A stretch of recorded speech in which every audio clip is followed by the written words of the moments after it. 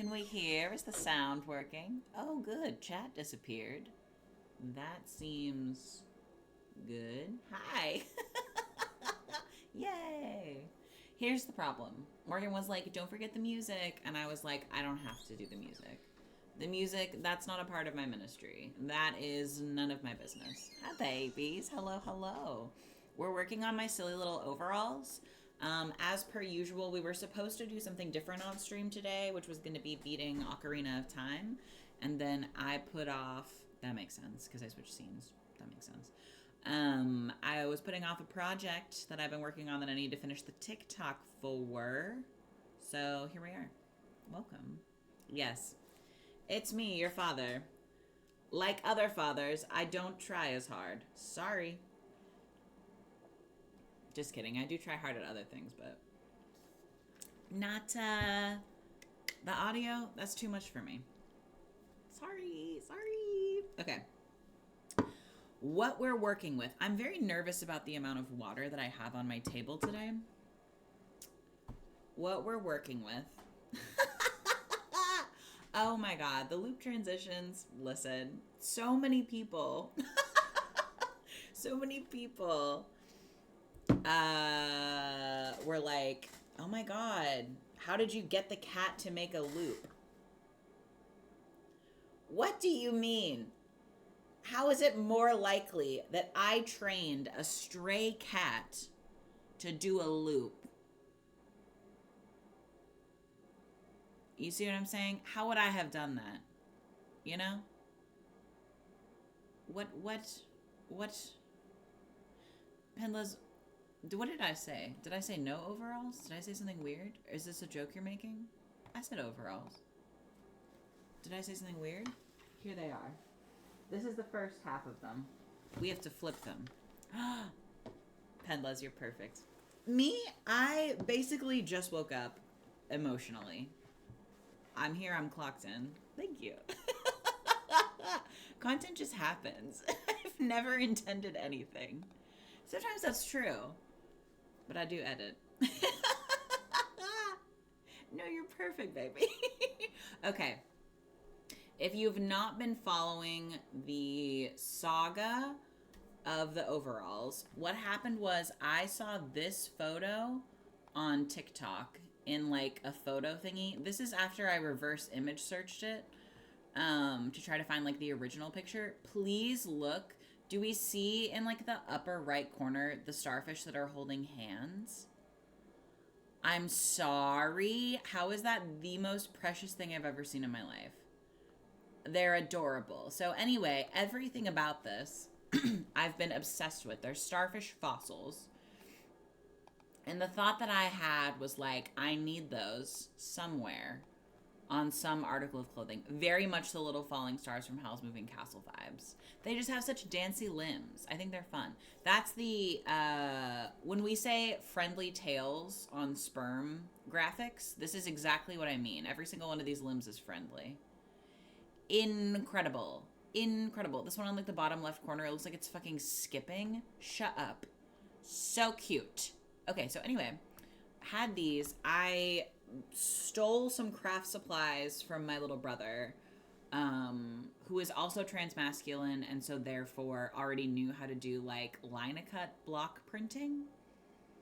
But they had rubber, not linoleum, which I guess linoleum is what people use typically.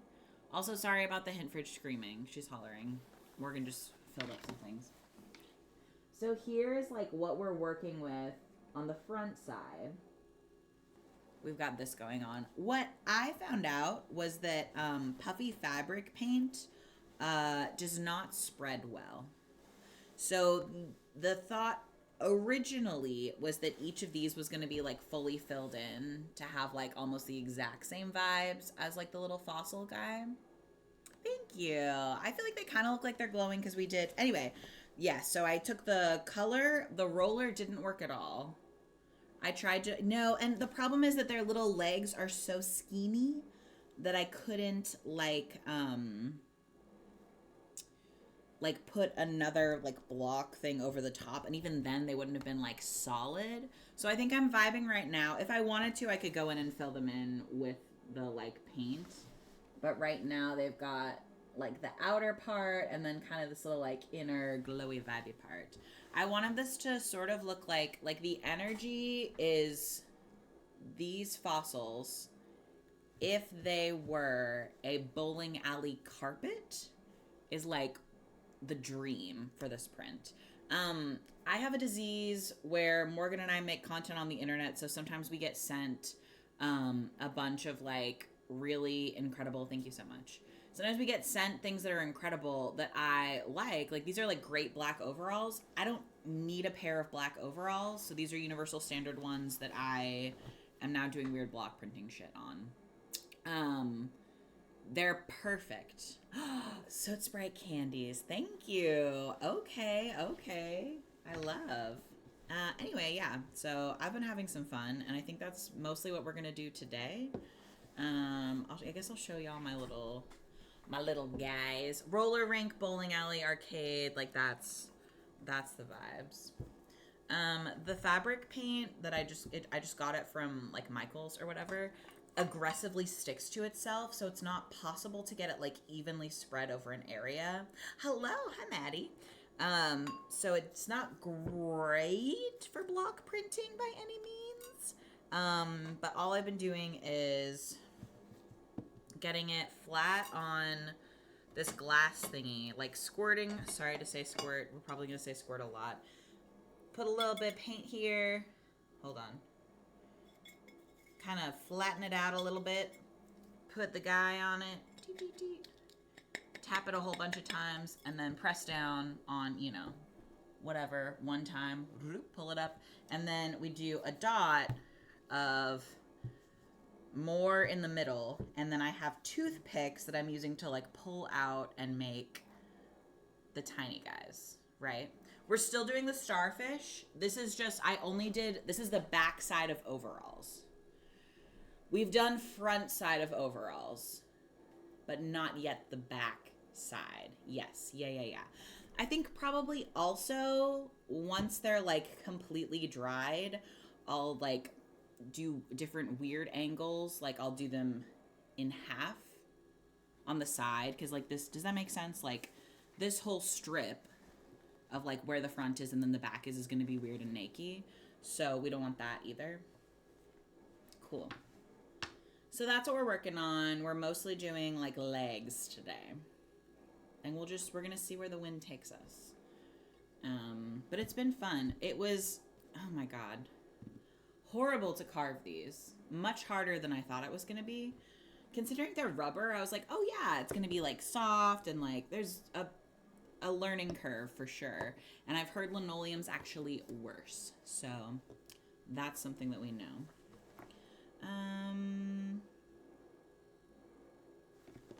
Maybe I just do one leg at a time right now. I'm trying to figure out spacing wise what we're thinking.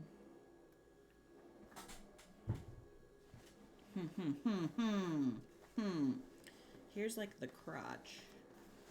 Do we think we can fit if I do it like this? I think that's probably fine. We just won't do ass, we'll just do legs today. I think we'll be good. Ow, God.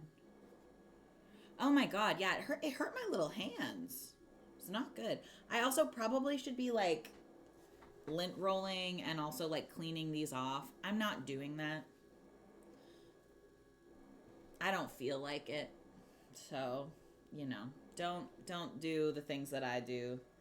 I'm not setting myself up for success in a couple of different ways, but we're having fun. Yeah, Bo, again, because they're transmasculine and have all kinds of little crafts and projects that they do that I don't even know how to begin. They had it's like a kit that they got where you can like carve them.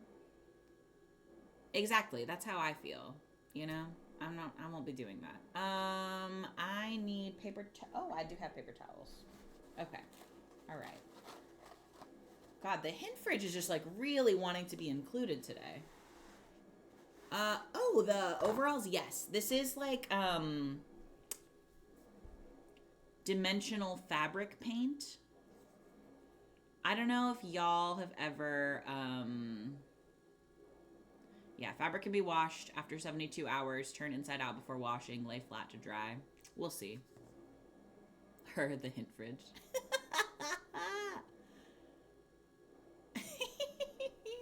Bo does crochet. Bo has been working on a life-size Lapras plushie, like floor pillow, for so long. They're very talented. They also have made a cat couch in that time. They're very talented. Yes. Yeah. These are the ones, if you grew up in the 90s or the early 2000s, these are like the same things that you used to like draw on weird shirts for like a craft day in school. Yes, it's huge. The bottom part of it, this is my purple little bike shorts. I promise I'm not naked. I guess my skin is just almost lavender. I'm so fucking pale. Jesus Christ. Literally the base of Lapras is like this big. It's completely fucking... Oh, yes. Bo also created pot pie. Puffy paint. Yeah. But it's like the puffy fabric paint. You know what I mean? Poof paints. Absolutely. Cool. Yeah, let's start with pink. I've been, for like consistency's sake, using the same colors with the same stars. So like this one has been, because I didn't carve out enough stars, this one has been pink and purple. This guy's orange. This one has been yellow with a couple of like purple ones because it's like bigger. And then green and then blue, which is great because I actually haven't cleaned them. So it's really easy to keep track of what colors they were. Yes. Probably at this point, you know, it's too late for me and that's okay. If I try to do another project like this sometime in the future, I'll probably try to get like fabric medium. That's a great idea, but no. Not as reasonable. Oh, potatoes. Yes. Potato stamping. I have seen that. I had this really weird book as a kid. I think it was like one of the ones that they were just giving away at the library. Did y'all ever go to those like library like book giveaway day things when they had like weird old books that nobody wanted? We had this one. It actually might have been from our garage sale. I have no idea. Don't quote me on any of this. But it was like it was called like Make and Do. It was like an encyclopedia set for kids, and like that was one of them that had like weird craft things you could do. And it was super fun. They had all these like really weird, it was clearly written in like the 50s or the 60s, so it had a bunch of like very strange activities that I always really wanted to do as a kid. One of them was that like potato stamping thing with bleach. I thought about doing it with bleach. I was like, I'll bleach paint them, and then I was like, no, because I want their little delicate like limbs to be so teensy weensy. So perhaps another time. Or maybe if you tried to do like bleach first, like bleach dots, and then the fabric thingy on top of it, I think it'd also be good. Yes, friendly tails as friendly as possible. Absolutely. I feel like stamping with bleach would be like heinous. You'd have to have it be a stamp that you were planned on, like you knew it was gonna like blow out. You know what I mean? Is that the right word? I guess blow out. Ugh. Poosh. Yeah. Ta-da. Yeah, the first one of these I did, I was like, oh no. That's not what I wanted. I wanted you to be able to see the color. And you can see the color, but, you know, you have to put the little middle guy on there first. And that works. Yeah. Oh, with leaves? Went in with a brush for details? That's fun. Yes. Yeah. There, if you get like the bleach concentrate, I feel like that one's a little bit easier to like paint with because it is like thick. It's not like gluey, but it is thicker than water.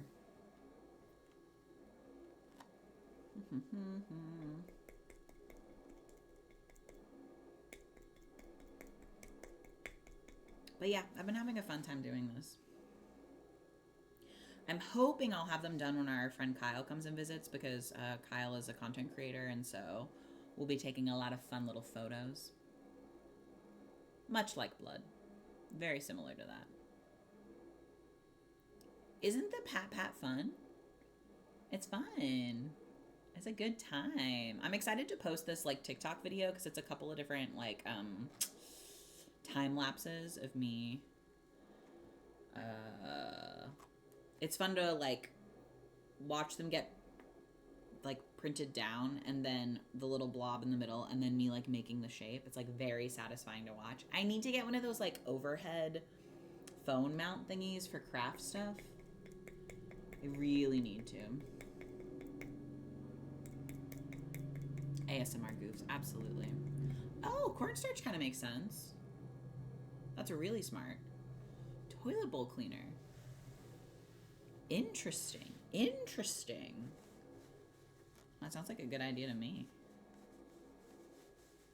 Okay, let's do this way. For the spacing on these, I'm kind of just doing it chaotically. I feel like on the fossil thingy, they're obviously like kind of organically spaced. Some of them closer together, some of them farther apart. So for this, I've been trying to kind of like do them in sort of like little like weird colonies. Because I want to make sure that I have like the negative space there. And if I decide I hate that, I'll just go back and put like a shit ton more. And it'll kind of be whatever. But I've been trying to not put like a zillion really close together of like the same color. Yeah. Is toilet bowl cleaner not always bleach? You're right, though. If it was like ammonia, that'd be really bad. Smart. Yeah. Absolutely.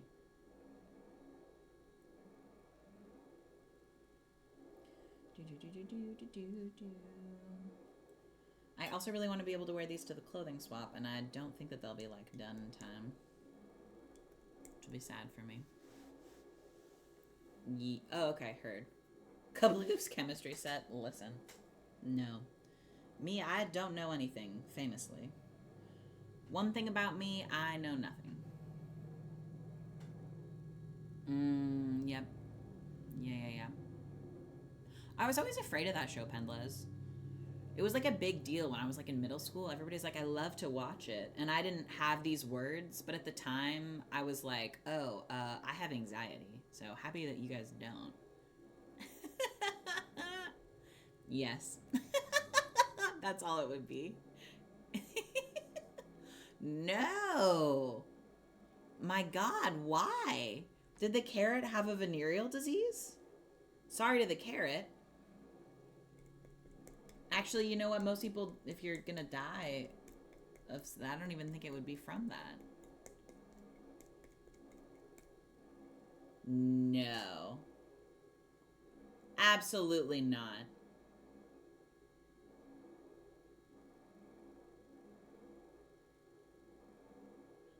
Like a paper cut, but a carrot cut in your coochie? That's feeling pretend. I believe you that it was on the show, Pendles, but I don't believe that that's real.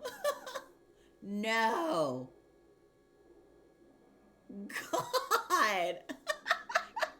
Sorry, Amelia. Welcome to stream. Yeah, it had to have been like an infection. Well, listen, I feel like that is a good... If you are embarrassed because you put a carrot in your coochie and you are now experiencing signs of infection, please go to a doctor. You know?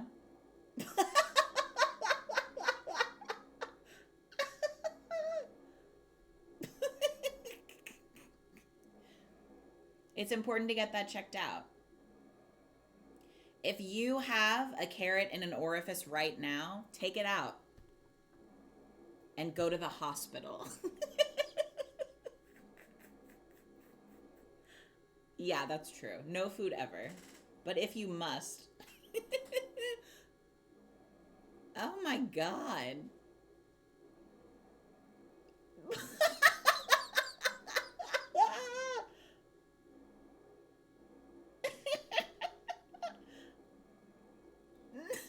No.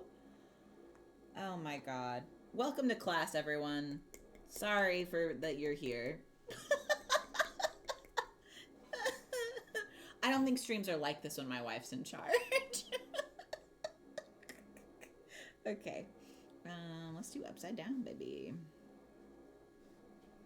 Good Lord. That's true. No, we're not talking about a phallic potato. Although we did just get like a brand collab message on Instagram from somebody. It's those people who do those like I think they're called like the pee pillow, which I hate as a name actually. I just don't think pee is cute at all. I think there's like absolutely any other word that you could use for a downstairs outie that I would think is like better than pee. Oh, Lemony knows. Apparently also knows that it's only on the 1,000 Ways to Online Facebook. Interesting. Oh, the pillow? The pillow's just cute. It's just shaped like a little guy. Just shaped like a little friend, which is like fine. But I don't think they would pay us. Yeah. Oh, no. That's fun, but no. Although we do have a spicy collab with that one same company that we do stuff with on the 1st of October on Instagram. Now, Lemon, I am concerned by that for a number of reasons.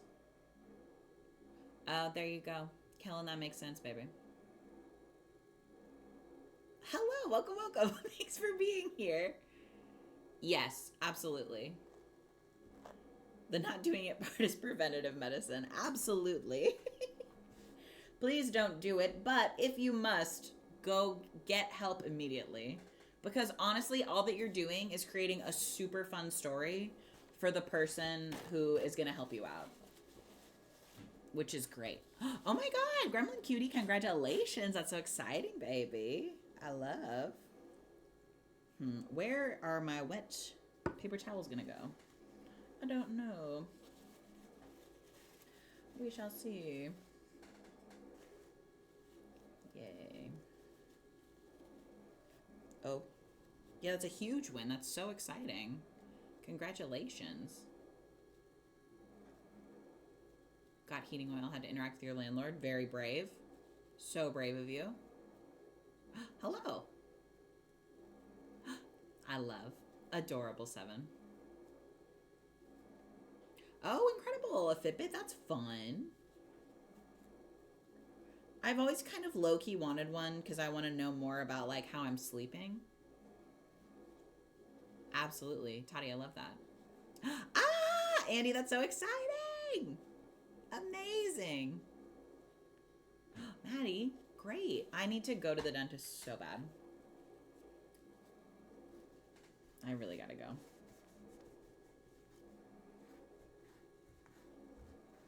Oh no. Morgan always tells me that I breathe creepy in the night. Like, literally, I think it was like 3 nights ago. I woke up to her just like holding me. And I was like, what? And she was like, sorry. Your like chest wasn't moving at all. I thought you were dead. Sorry. Go back to sleep. Go to sleep. And I was like, okay. So maybe I breathe bad, you know? I have no idea.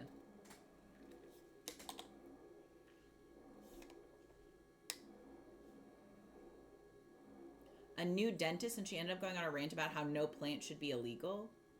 She had gone to Peru and had cocoa leaves. Interesting. Wakes up to Morgan with a pillow. The statement, no plant should be illegal, is confusing to me.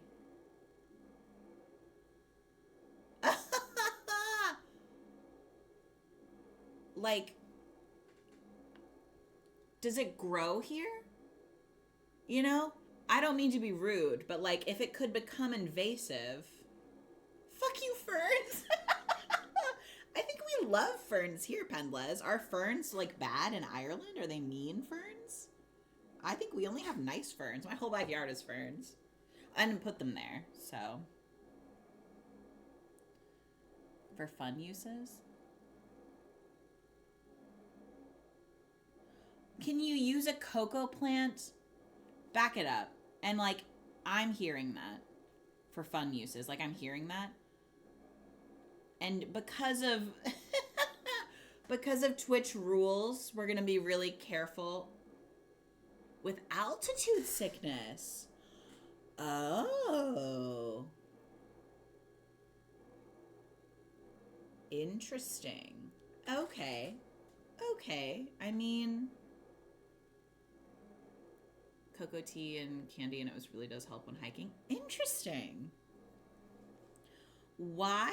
Does anyone know why it helps with altitude sickness? Because altitude sickness comes from you getting woozy because there's not enough oxygen, no?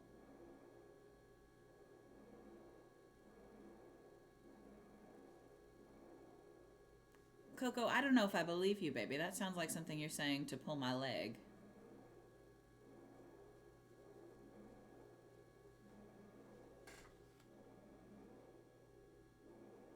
Oh, cocoa and coca.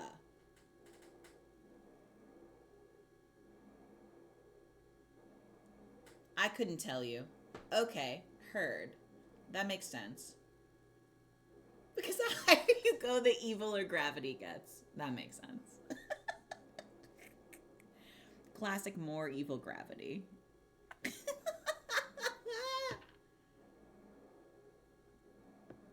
Chewing coca leaves induces biochemical changes that enhance physical performance at a high altitude. What, like, a scientific way to say absolutely nothing? What does it do with the performance? How so? The more gravity hates you for being so far away. Increased heart rate and blood flow. Okay. Okay. They also do tea. That makes sense. That's fun. Interesting. I don't know if I've ever been anywhere that's like high altitude, technically. Not for an extended period of time, for sure. When we drove across the United States, I've done it twice. Once to move to Florida and once to move away from Florida. And we definitely went to Colorado. And then Arizona, which I think is mostly high desert. But we stopped, not in Phoenix, in like some weird small town that was like a very Republican. Deeply scary to me. Yeah. There and not for mimosa, because in Colorado I did hikes that were way too hard for me, even if I'd been anti-inflammatories and was fine. Interesting. Spicy. What a strange planet we live on. Lower sensitivity to pain, sore muscles. Huh. No, I love the plant discourse. I feel like I'm learning, because I certainly didn't know that before. Oh no, this guy's his little tip is not so sharp here. Come here, buddy. Yay. What would we be spoiling, Nightbot? Tell me what would be spoiled.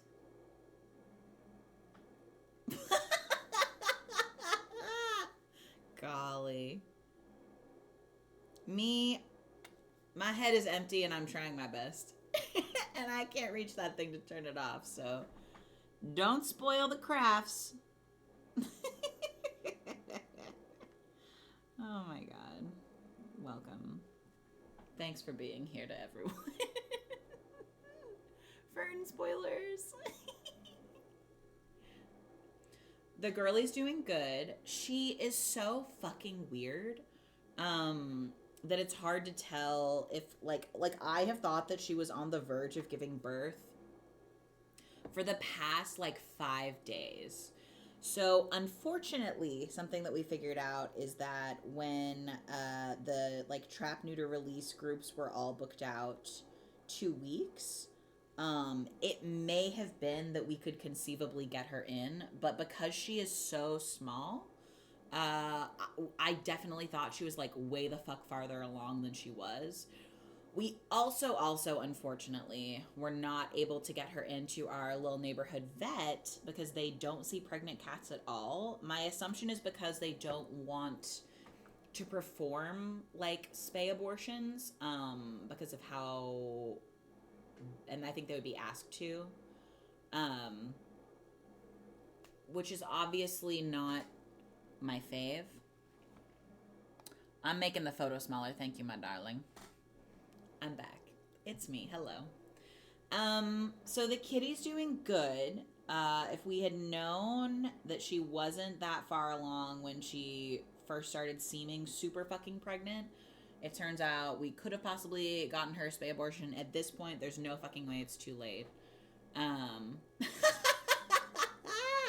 We've not been able to do a microchip check for a couple of reasons. One being that we weren't, I'm sure it's a volume thing. That also makes sense. So first of all, she was like so fucking skittish when she first started coming to our house. And that was like part of why I was like, oh, she's going to be giving birth outside. Like, we don't have the time to like get her comfy. And then I essentially grabbed her and stole her into our little patio situation, which she hated for probably like a day. And now she's definitely comfy out there. It's super confusing to her that the rain isn't touching her, and she spends a lot of time like looking at the squirrels menacingly. And we didn't want to, I've done some Googling about like, you know, cat pregnancies and other things, and you're, in general, if they are close to giving birth, you're not supposed to move them because you can cause stress, which can make their birth go more difficultly, and we don't want that to happen. So again, like, hindsight is 2020. We probably could have taken her to get microchip checked like a week ago, but at this point, like, she could be 3 hours away from giving birth. I have no idea. You know what I mean? Another thing that a couple people had said, and we will get her microchip checked, I promise, just for like good measure and also to get her checked out. One thing, she definitely has worms. And then 2, she's for sure obviously not fixed. And then in addition to that, it's just like, it seems like she didn't know how to use a litter box. So I would be very shocked if someone like went to the trouble of getting her microchipped but not fixed. Yes, I kind of feel like she was always outside. I doubt that she's had any of her vaccinations. A lot of people keep on being like, how does Bob feel about the cat? And I'm like, Bob is not meeting the cat. Bob will probably, for like short periods of time, like kittens will be brought to Bob to meet them, because Bob was so cute with kittens. He was like, absolutely, like, he loves them. So yeah, she will get microchip checked. I am curious if it will end up that she just essentially like lives in our like catio for an extended period of time. We may try to get her adopted out. I don't know. Bob with kitten content's gonna be really good. Morgan with kitten content's gonna be really good. Bob also, obviously because he is fixed, is not the father of the kittens. Also, Bob doesn't go outside. What's happening? Stop. It's so perfect. How do you feel? I love it. Do you want to show the class? Yeah. I put it on my Instagram story. It's so cute. Come show them. Will you put it on Goofs and then tag them also?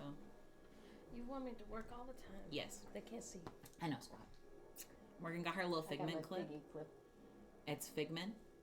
So cutesy. Will you put it on the Instagram story? I hate that. You're so brave. So the ones on hint versions?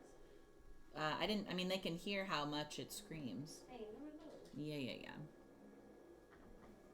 Yes, absolutely, Kate. That's why it'll be like very short periods of time. Hopefully the kittens will get like, I don't know. Essentially, I think what I'm going to do is probably like tomorrow call a bunch of like trap, neuter, release, shelter folks up in Portland, and be like, hello, we are interested, once these kittens are born, in potentially doing like a event, collab, conversation, something. I know that we don't live in Portland, but we like host events in Portland. So possibly try to get some like resource pamphlets about like trap neuter release and give those out at the clothing swap, and then hopefully find someone either in our area or in Portland who's able to get us connected with folks who can help us get the kittens fixed. I am not a vet. I don't know anything. You're very sweet. It's okay. It's just a couple of calls I need to make. There's a lot of like groups like that. There's been some like attitude from folks on the internet. There's somebody who commented like a whole bunch of times, so pissy, being like, just so you know, like kittens aren't supposed to be like, you know, fixed until they're 6 months old. So like, you know, are you planning on keeping the kittens for 6 months? Like, what's your plan there? And they just kept on being like, since you deleted my comment, and I didn't delete their comment.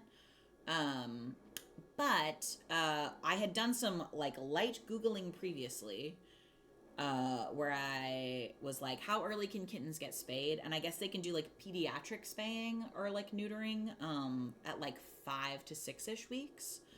I don't know if that's like terrible for their health. I don't know if that's bad for them. It was just something that showed up as an option. So I'd love to talk to someone who like knows, who has any information, who is in charge of anything. So I'm going to be like making a bunch of calls, figuring out what the best move is. Yeah. Yes, a little baby's baby, perhaps. Yeah.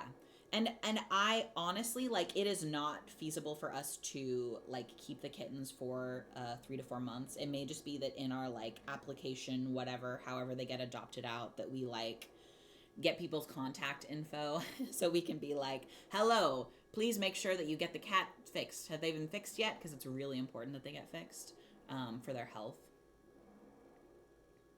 Yes, that's what it seems like in our dialogue. The other bonkers thing that I didn't know is that cats can actually get a uterine infection from like having too many heat cycles and not becoming pregnant. So it's really important that you get it done. And then also just for, you know, hopefully my very dear fond hope would be that the kittens, when they get adopted out, that they all go to homes where they will be kept like exclusively indoors.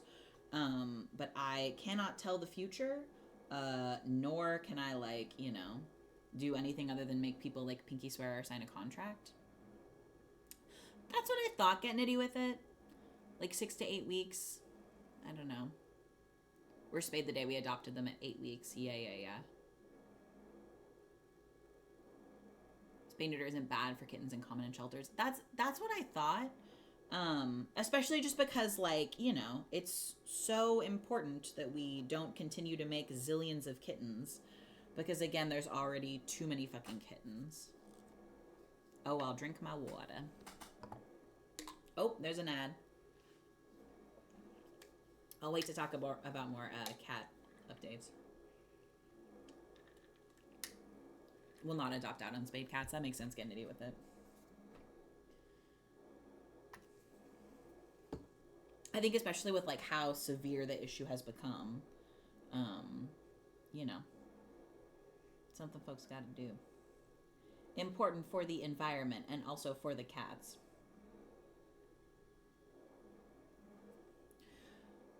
Somebody did explain Bob Barker to me. Apparently he said like spay and neuter your cats after the end of every episode of The Price is Right. Please tell me, y'all who like stayed home from school when you were sick and watched The Price is Right, tell me how old you are, because or like what channel that was on, because I literally have never watched The Price is Right my entire life. And I was born in 1996. And we kind of have a rule in chat that you're not supposed to talk about being essentially like younger than like 22. So don't do that. But is it because I'm too young, or is it just because my parents watch different TV? Because I'm very curious. Decreases the risk of uterine and mammary cancer. Make sure you don't get... Yes, Pyometra. That's the one that folks warned us about on the internet. It just magically appeared when you're not sick. Oh, okay. Huh. Interesting. A depressed brat. A lot of people that didn't have cable. That makes sense. That makes sense. Yeah, I watched a lot of like The Fresh Prince of Bel-Air when I wasn't feeling good. Like when I was a little kid and was like homesick, I would just watch our Land Before Time VHS over and over again because I have autism. That makes sense. That's so funny, Kate. I love y'all. You silly, silly, cute people.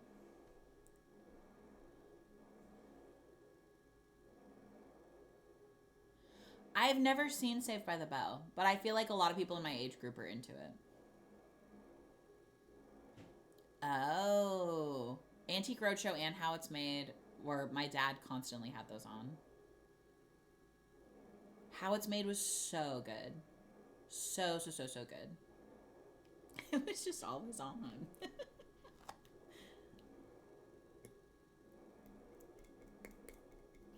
Oh, I got in a fight with somebody on TikTok today about the kittens. Well, the kittens that don't exist yet, about Sigourney. Um, and I have some attitude about it, and I would like to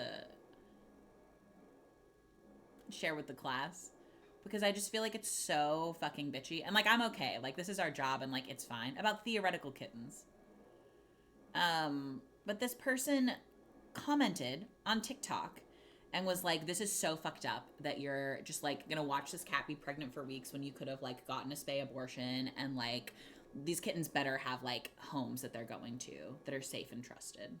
And I'm like, and I'm having a bitching hour. I don't typically, like, I've been trying to get better about like not responding to shit like that because obviously that person just hasn't fucking been paying attention, so it doesn't matter.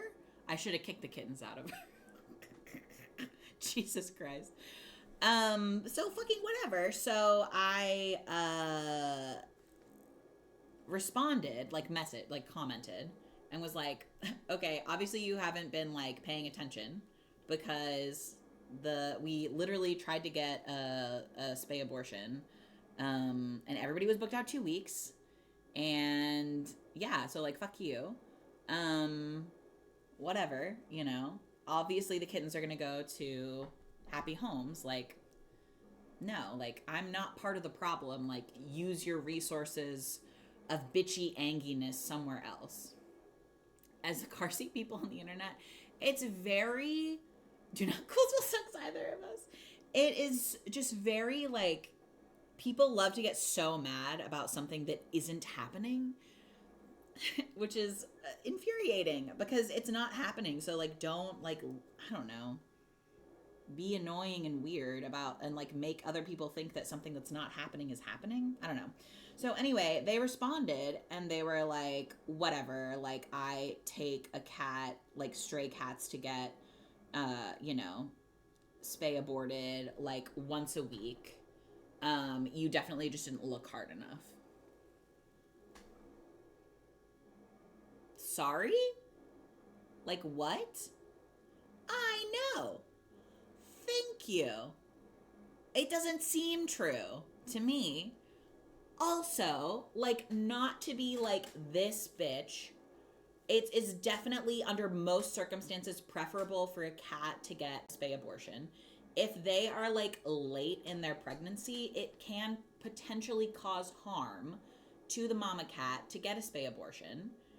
And so if we are in a place to be like watching her and like making sure that she's okay and like getting her medical care after the fact and like all these other things, Bieber famously running a kitten mill, you know me. You know me, I hate animals, I love to exploit them.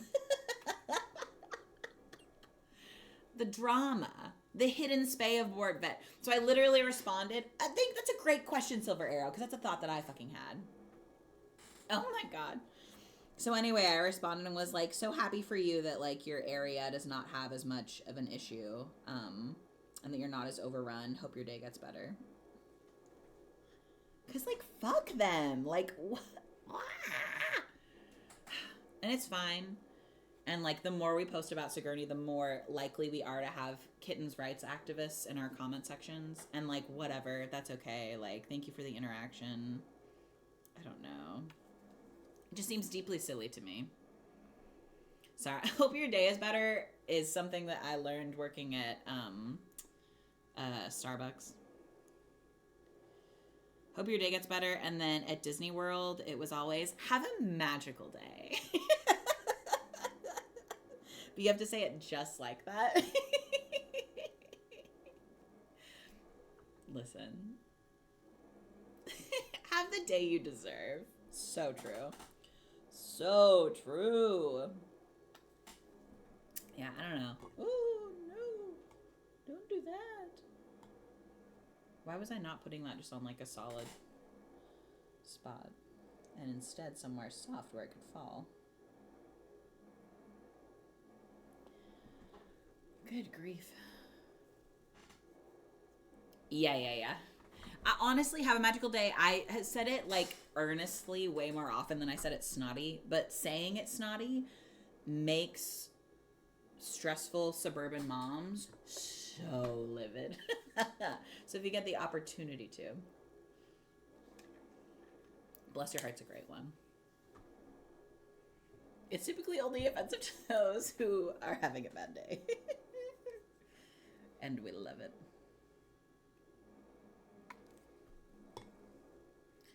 Anyway, I hope the cat gives birth soon. I have no idea when it'll be. She just keeps getting chunkier and chunkier. A couple folks also warned us about like pyometra on Instagram, which is great because I didn't have any knowledge of that at all whatsoever. It's like a uterine infection, but it has these like very aggressive symptoms. And Siggy is like, she does not seem sick at all. She is hopping and running around to the point where I'm like, are you pregnant? Why are you so bouncy? Where are you getting this energy from? Sit down, you know, push him out. She's truly vibing. She's vibing. She's so cute. She's like loves to scream, not in like a I'm about to be giving birth way, but in like a hello, I'm happy to see you way. Like if you walk into the like screen porch, she's like, wah! And I'm like, whoa, what's going on? And she's like, pet me. And I'm like, okay, all right. Don't scare me like that with your little monster holler.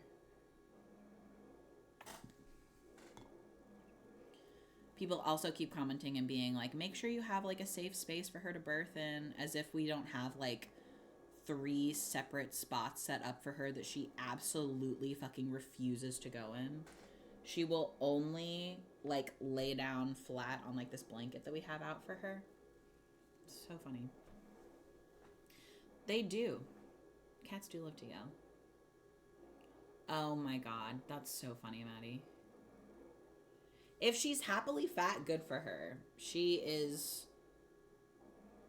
100% playing a long con if that's the case. She's so suspiciously fat though. I also like, I would say I'm like 98% sure that I have now felt like little kitten kicks on like 3 separate occasions. But maybe it's indigestion. I don't fucking know, you know? But I also can't take her to the freaking vet because our vet, that's like our like local neighborhood vet, won't see pregnant cats. And the emergency like vet hospital is like $600 if they just see her. I have seen Alien, not in a long time. Isn't it weird? I don't know. I need to watch Alien again.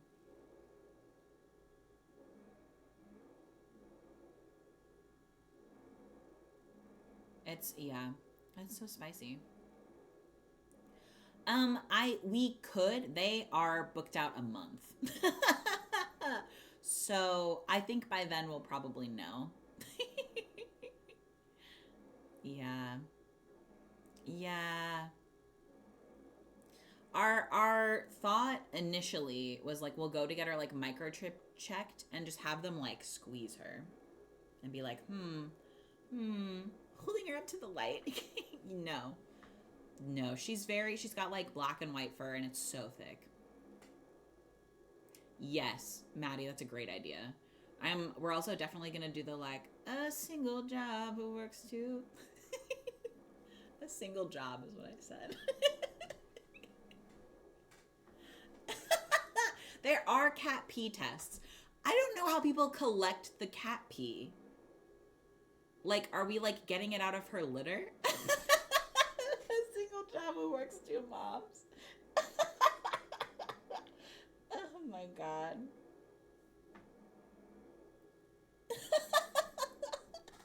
Oh my so god. You know. Welcome to stream. Sorry to everyone. Oh yes, yeah, the kitten litter. Oh, what? A special litter that doesn't absorb? Interesting.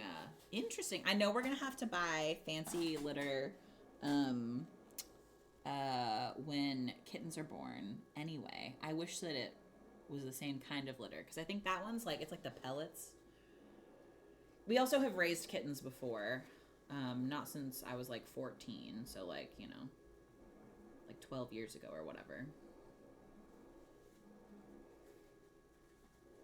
So there's a lot of people trying to like mansplain kitten rearing in the comments perpetually, which is okay, because if I didn't have that information, it would be important for me to get it, you know? A litter robot? Does it work good? Spicy. They give it to you if they need a urine sample. Interesting. Yeah, maybe I'll ask. That's wild.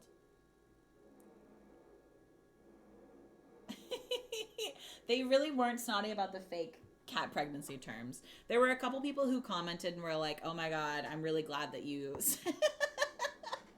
that you explained that you didn't do a cervical check on a cat, because I was very scared. And I was like, y'all, please. But I have another video that's probably going to get posted in the next like couple of days. That's me being like, Siggy, I don't even know where to buy castor oil. You know what I mean? Like, I feel like you should just like continue drinking your raspberry leaf tea.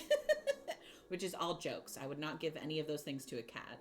And so it's going to have essentially the same like warning. Oh. Moved to San Diego area, one of the pieces of the inside rusted from the humidity? No. Oh no. Oh. That's smart. That's smart. And she just, I mean, she's using the litter box pretty frequently now, so like maybe we could like switch it up on her and she wouldn't be weird about it. It was a minute to get her to use it. It also, I like really wanted to like establish her like using the litter box, so I waited like probably like one bathroom use too long to like clean it out. And she found a pee pad that had been like left out and peed on that instead. And I was like, okay, so I will keep the litter box more clean. That is my bad. I just wanted to make sure we were on the same page. I see that you are kind of a bitch. Fully rust. That's wild. Yeah. Listen, she's prissy and I absolutely respect it. Folks also keep being like, how does Morgan feel about the cat? Please, I need Morgan hanging out with the cat content. And I love Morgan. She is afraid of the cat in the same way that she's afraid of most cats other than Bob. Also, Siggy definitely has worms, so she would not like that.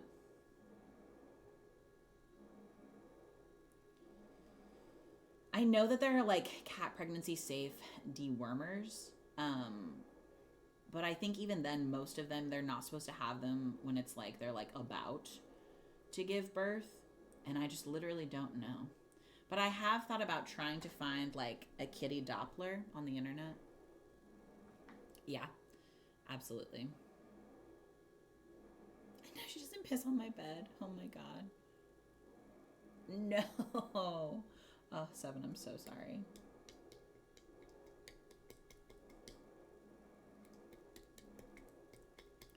The yellow stars are big ones. Oh no. Why did you just go like that so much? Is there a hair here? What's happening? Okay. Very excited. Oh, maybe. That's a great idea. Oh, Arwen is the most likely upstairs neighbor cat to eat a person. In an instant. Absolutely. She tries to just like chew on people for funsies anyway. Arwen is a fucking menace. Everyone loves her because she is literally shaped like a sphere. We've had her on different like cat diets. She truly is just built like that. She's, you know, she's a plus size icon and a queen. But she is only nice to my mom. She sits in my mom's lap all day, just being a sphere, while my mom is like working from home. And Arwen she's so fucking mean to every other cat.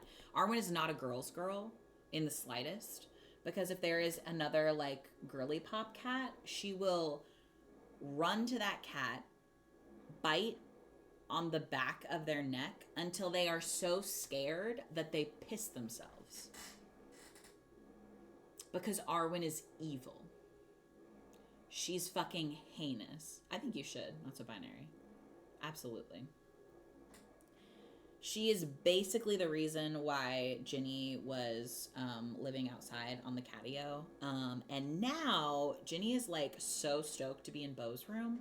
And Beau's room had like previously been set up for Beau's like decrepit elderly cat Tootsie. And like Jin's not elderly, but she's like loving it. It's like she has her own little like apartment. But Arwen didn't become evil until she was big enough to beat the shit out of everyone. She's the only girl allowed for whatever reason. Yes, Tootsie. And Tootsie is the one who we got her for Beau when they were like 5 years old. And so Tootsie had like one fucking tooth left. She died when she was like 17 and a half. Literally died on Beau's birthday. Last year? And mom sent a text message to my brother being like, Tootsie died, with like the crying emoji. And so now it's a joke forever.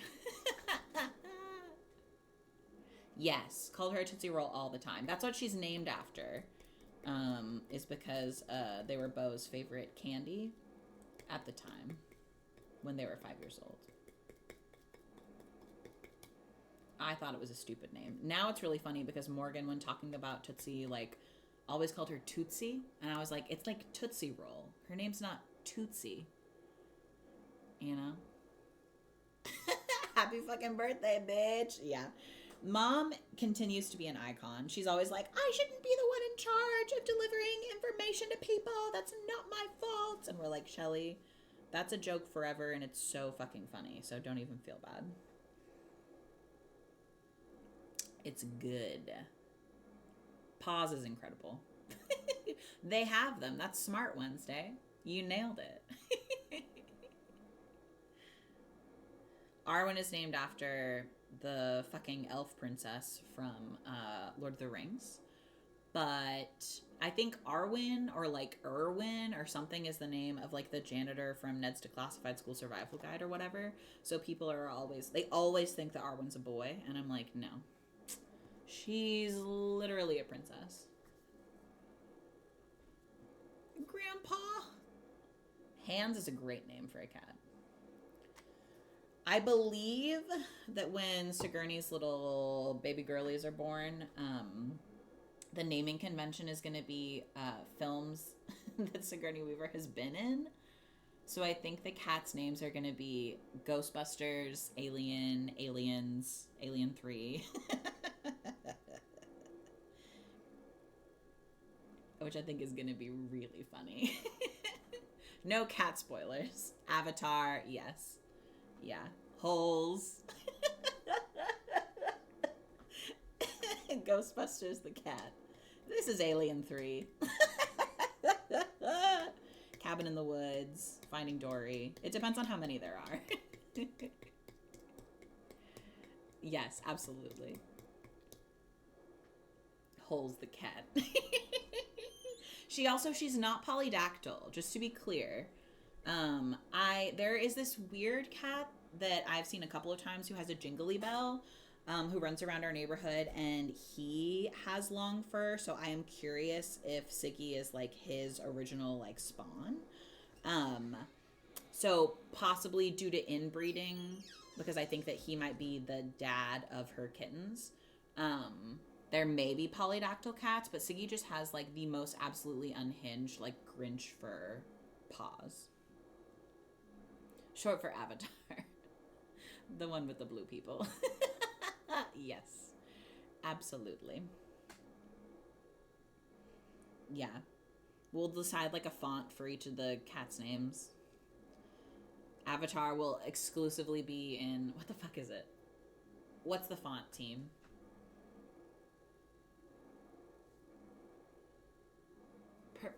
It starts with a P. Papyrus. Thank you so much.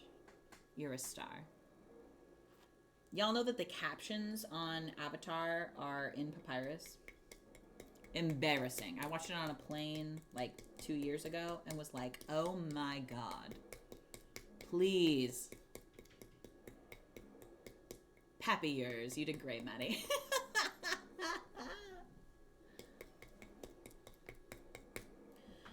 Okay, let's see. Where do I want these boys? The only font they could afford. Hey, inner dialogue. Settle down over there. All right. Listen. It's just, and I'm so sorry to Papyrus and whoever created it initially.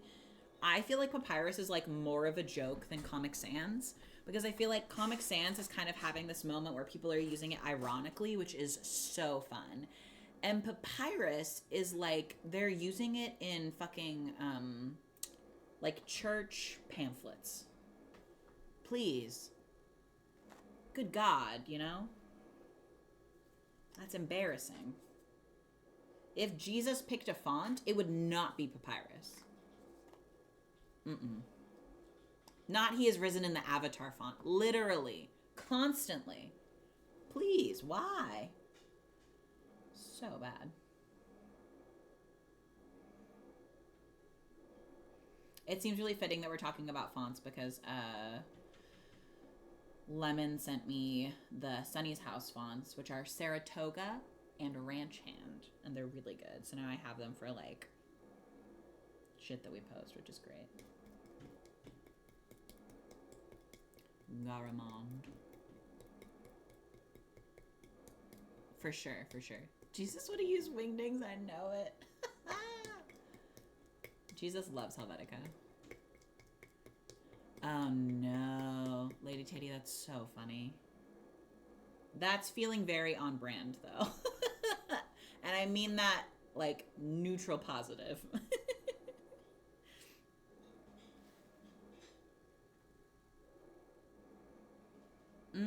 Yeah. Open Sans, I think that's the one... What's the one that we use? That one I think we use a lot on Canva. Hold on. Shrickhand is like the Couple of Goofs everything font. And now we're too far gone. We can't change it to anything ever again. Ever.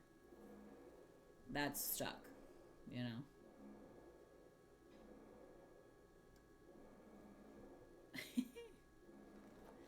Live Lava Live, I never watched their stuff, but Morgan, they're like the only YouTuber that Morgan watched, I think. I don't know them. Okay, I think last one of these guys.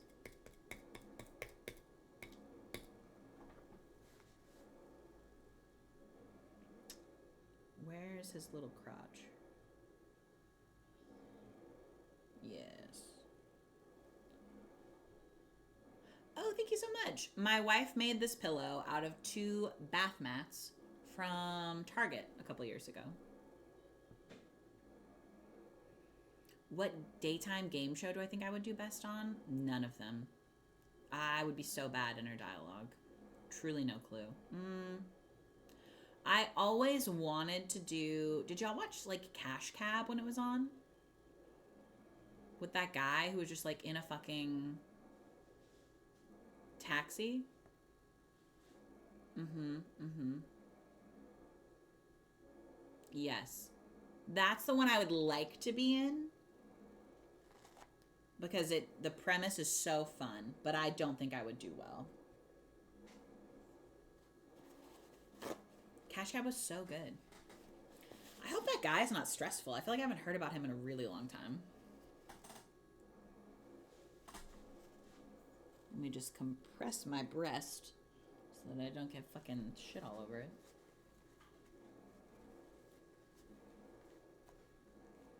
Oh, really? Great Matter, that's so fun.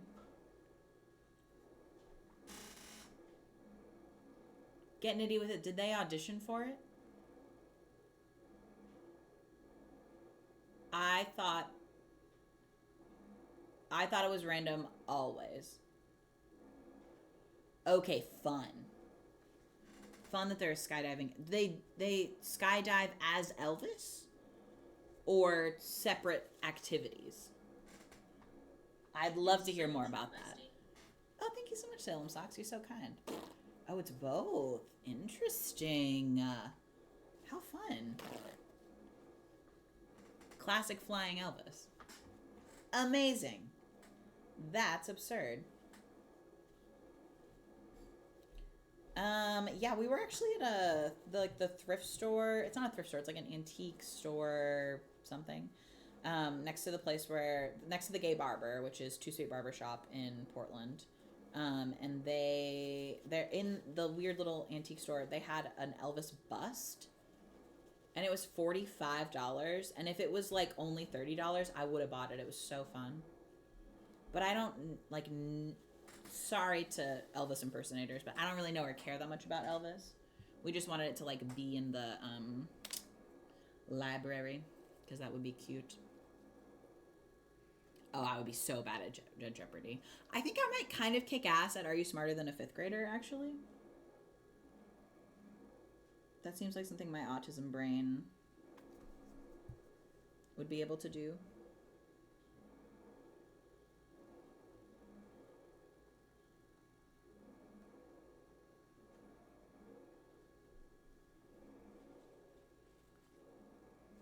Oh, absolutely. Wheel of Fortune is just Hangman. That's smart. 7, what is it called where you live? Do they say 5th year? Are you smarter than a 10-year-old? How does the song go? Because ours is like, are you smarter than a 5th grader? Grab your pencil and a piece of paper. Meet your teacher and we're back in school. Are you smart enough for 5th grade? What? How would they do the song? What rhymes with 10-year-old? Ben was told? Yeehaw. Hi, Drake.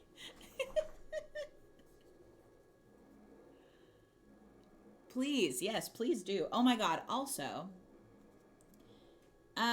in other parts of the world, do y'all not say making biscuits for the things that cats do with their little hands like this? Because I had some British person in my comments be like, please, I don't understand. I am from the UK. You are not supposed to knead biscuits. And I responded and figured it out, and I was like, oh, I believe for you it would be a scone. Or perhaps a scone. Kneading bread. Kneading bread makes sense.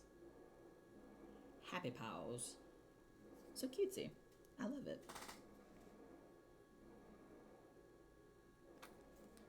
I'm trying to sing, are you smarter than a 10-year-old? I don't know. Oh, interesting, Co. That seems dangerous.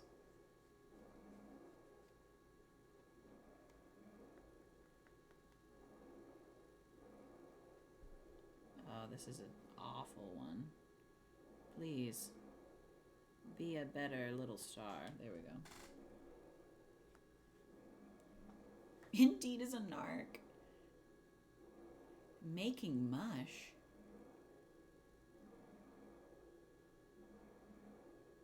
Mushrooms? Mush? Oh no. Okay, come on. Oh, too much.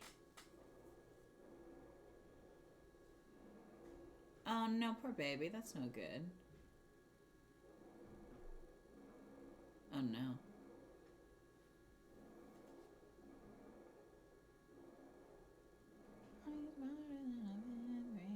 That's literally going to be stuck in my head all day now.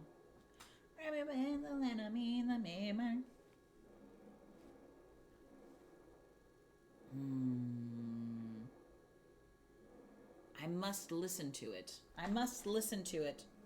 I'll listen to it far away on my phone. Hold on. Please hold. Oh no. What's happening on my phone?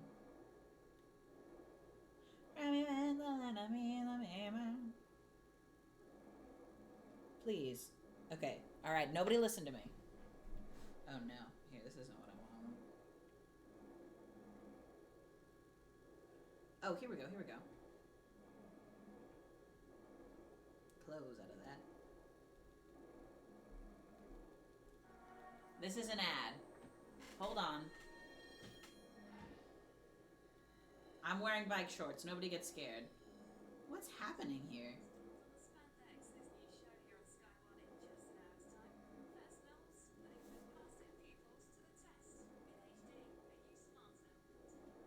Than a 10-year-old. Okay, and do the song now, please. Oh, it's okay. This is British. Please. Here we go. Here we go. Here we go. This must be the song.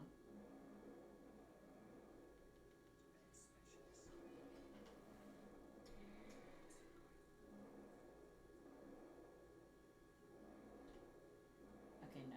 Do the theme song.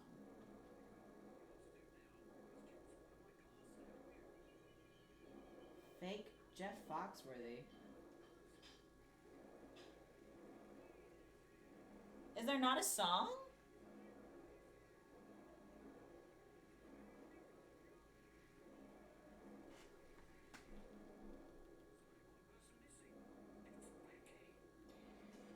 How many minutes in is the song?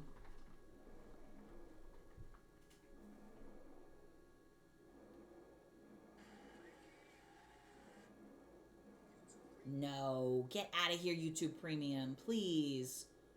I'm trying to learn. A minute, 30 seconds? Fuck. Okay, hold on.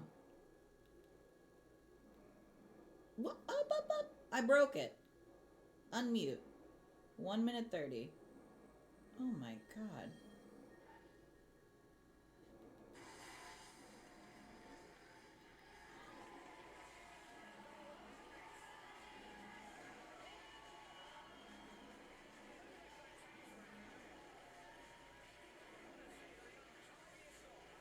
Okay, it's the same song, but they're not saying any words. That is British mumbling.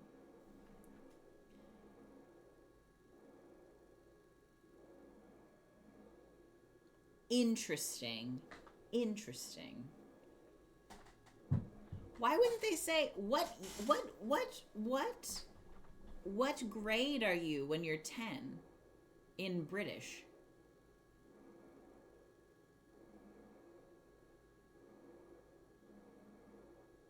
What grade is that? Here it's the 5th grade. Is that 5th year in British?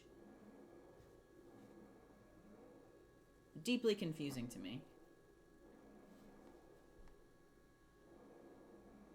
That man's hair was unhinged. What an absurd show. That's so weird. I also feel like in the 5th grade here, you're turning 11. So 10-year-old just seems like weirdly specific to me.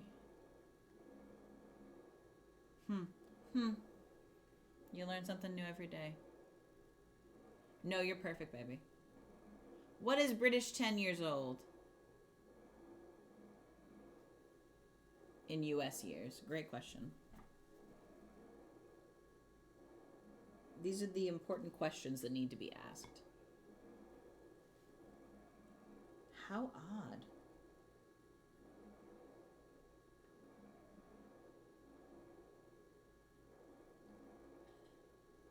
Now, for British people, does that man have a fun accent?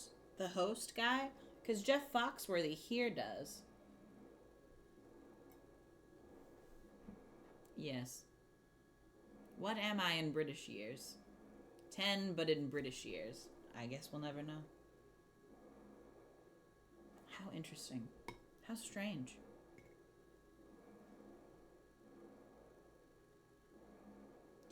I also, like, not to be rude, but, like, why weren't they just showing the... I guess because there's different things in school. Could you not watch the American one in British? I guess we don't get to watch British TV. Something primary school. Are you as smart as you used to be? Interesting. Huh. Grade 5 is year 6. Spicy. Oh, because I bet you count kindergarten. Kindergarten is like a little secret number here. It's like a little pretend. It's the first, like, grade that you're in, but they don't call it first grade. They say kindergarten. But I think it's because it used to, like, not be, like, mandatory or whatever. That's fair. You know, we don't have that many good things on.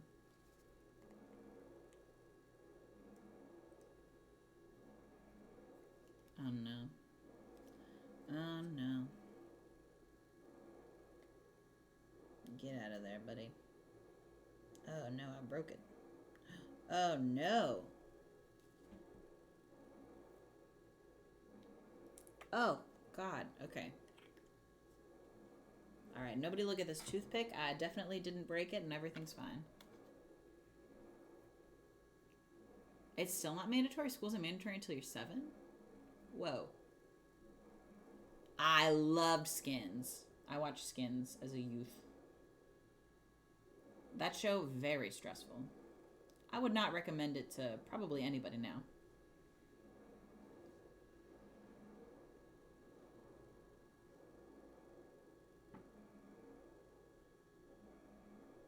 So stressful. So deeply stressful. There's also, I guess, content warnings, spoilers for Skins, and talking about very bummer things. Oh, I'm sure it aged horribly. Horribly. But there's like a season, and don't tell people what season it is to spoil it for them. But there's a season of Skins that just ends with somebody essentially getting, like, murdered at the end of a season. What? Bonkers. Yeah. It was fucking rough, Emerson. It was a real goddamn bummer. I don't know if Christine from Phantom of the Opera is in it. It has, there's a girlie who's in Game of Thrones, and then a girl who is in the Pirates of the Caribbean movies, but just the new ones. Bonkers. Also, I don't think they ever even come back to it, because it's like a different group of kids, like each season, or like after a couple of seasons or whatever. So spicy.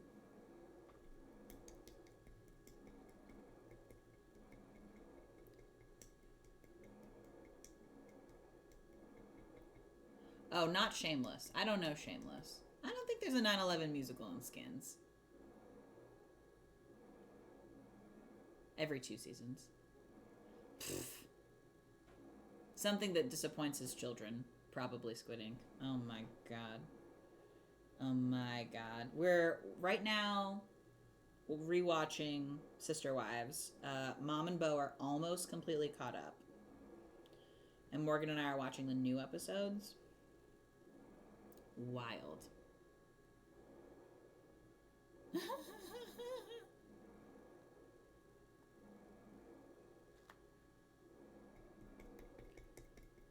Listen, if you need to hyperfixate on something for like an extended period of time, I cannot more highly recommend Sister Wives.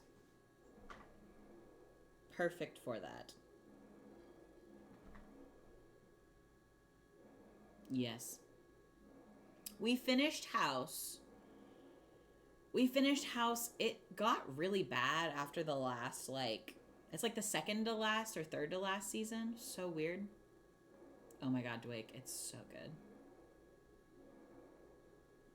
Hey, what's going on here? Yes, it's me and Morgan screaming the entire time. I don't think it's something that we're gonna talk about on, like, our platform. I don't think we're gonna be, because I know we had done like we've done like Sister Wives recap podcast episodes, and also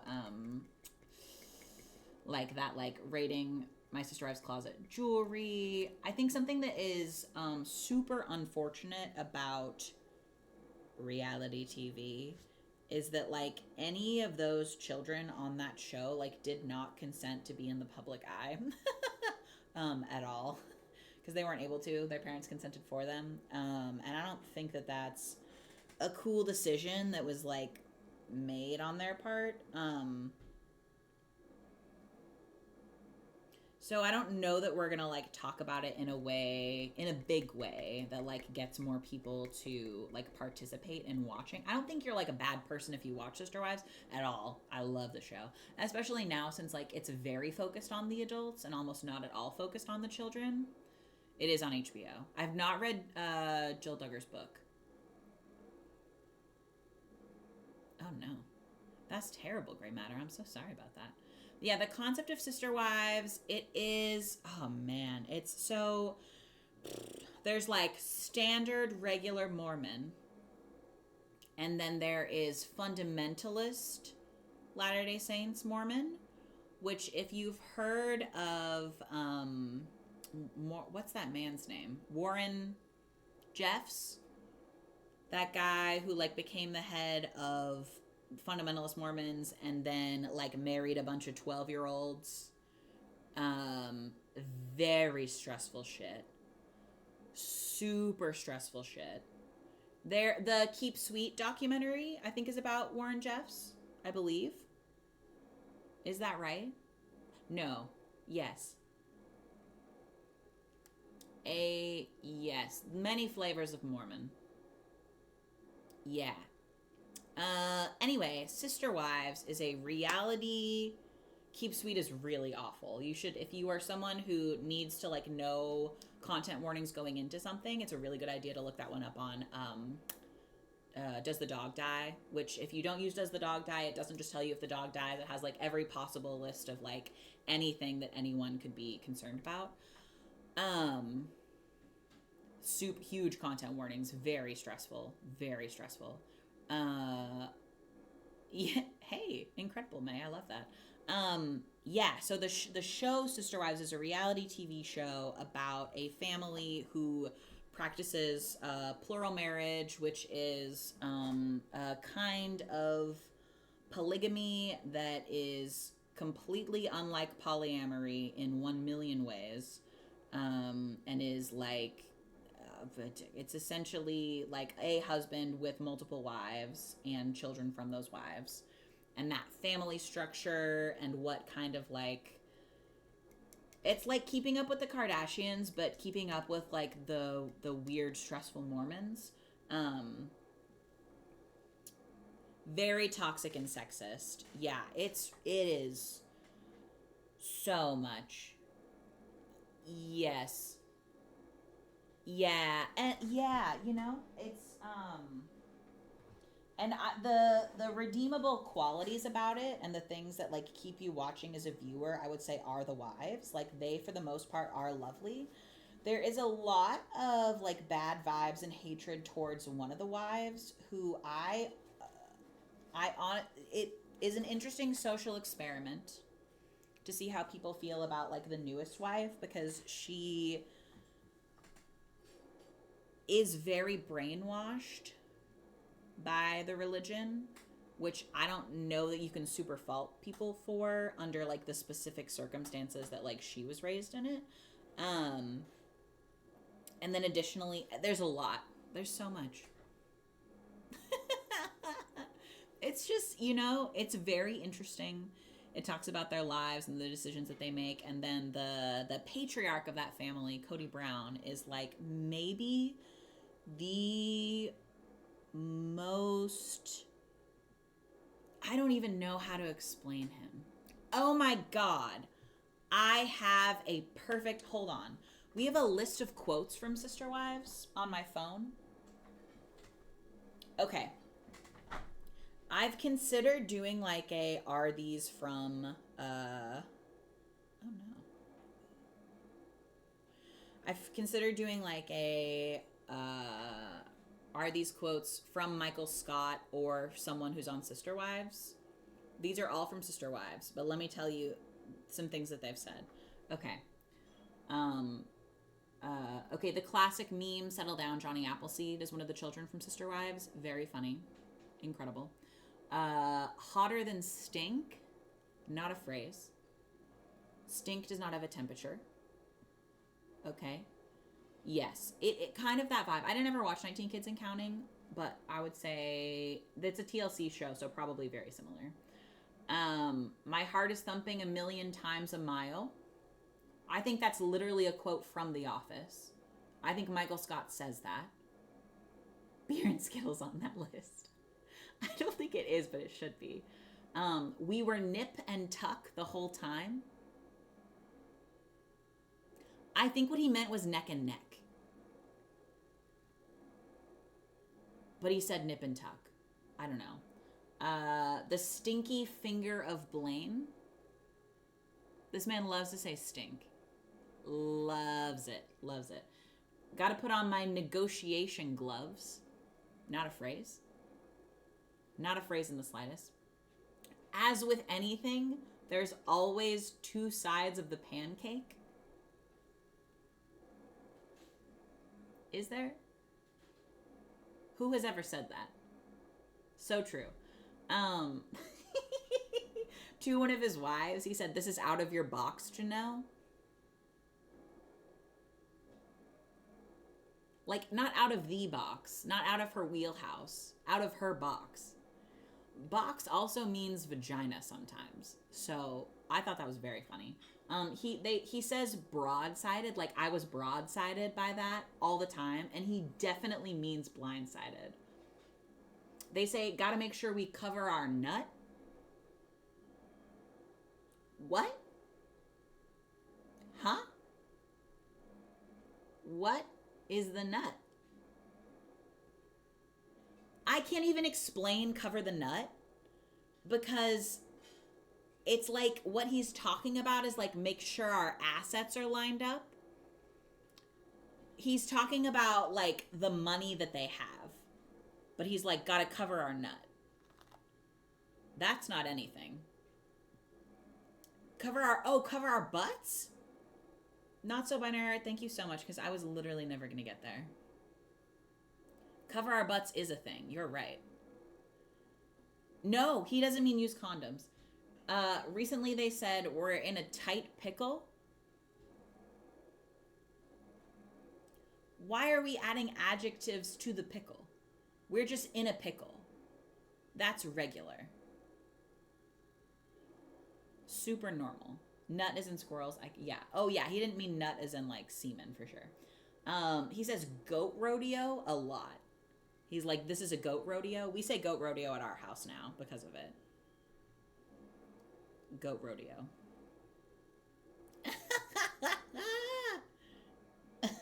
Okay. And then most recently in the episode that we watched, I think this is in season like 15 with Mom and Bo, he says the sentence, and I quote, and no, this is not from an episode of It's Always Sunny in Philadelphia, okay? This is word from the mouth of Cody Brown. It's a giant hole and a little boy. What better magic is there? Cody?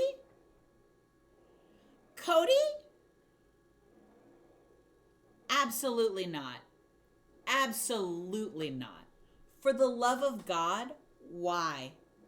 Why? He said, I'll say it again.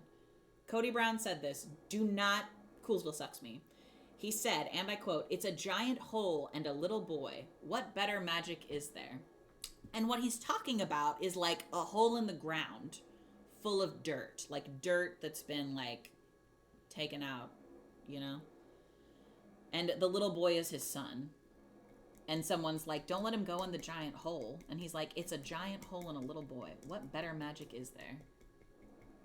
He loves, he truly, like, he has the most, like, Donald Trump energy of, like, a person that I've ever seen in my life. Oh my God. Silent Hill Nurse, that is funny. Yes. Yeah, and an AI that was only taught misogyny is writing Cody Brown's lines because, oh my fucking God, it's too much. So much. But again, he definitely voted for Trump. His wives are lovely. I will not be giving any spoilers if you haven't seen the show. Yeah. We started watching the show because something about it was spoiled for us. And we just haven't stopped. Listen, and Sergeant Strawberry, like the people's reaction to Robin is so interesting to me. I, without question, believe that Robin is like the worst one. However, the like unbridled rage and shittiness towards her, like my grandmother, one of the kindest people I've ever known, is like, Robin is a master manipulator and evil, and she is just trying to fuck over these women, and I hate Robin so much, and she's so awful.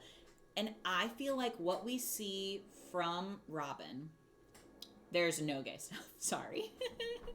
It's not even like a hate, it's a fun watch. You hate watch Cody, and then you like watch for the girlies. That's why we call it girlies.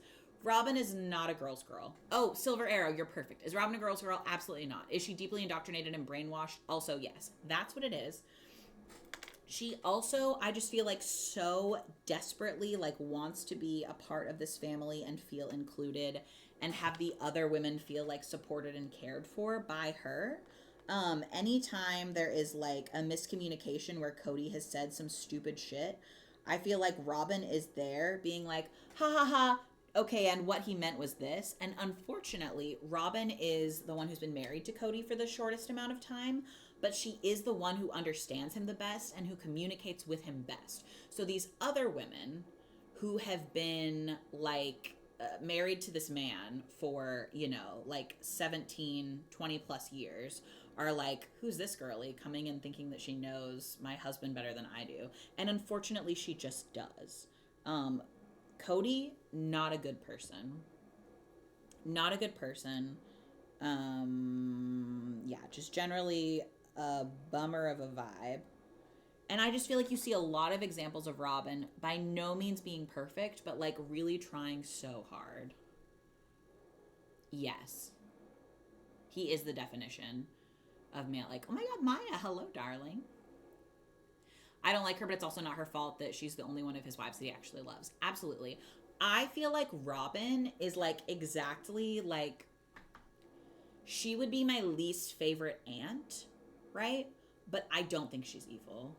I don't think she's evil, and people love to talk about her as if she is like, I don't know. As if she's like got this man like wrapped around her finger, and she does, but she doesn't know it.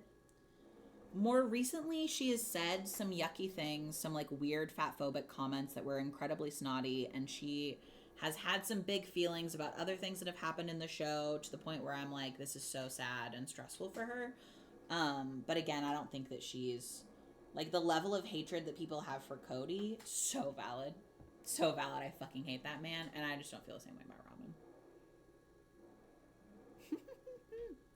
The wedding dress debacle. Yes. Oh, we're not talking about How I Met Your Mother.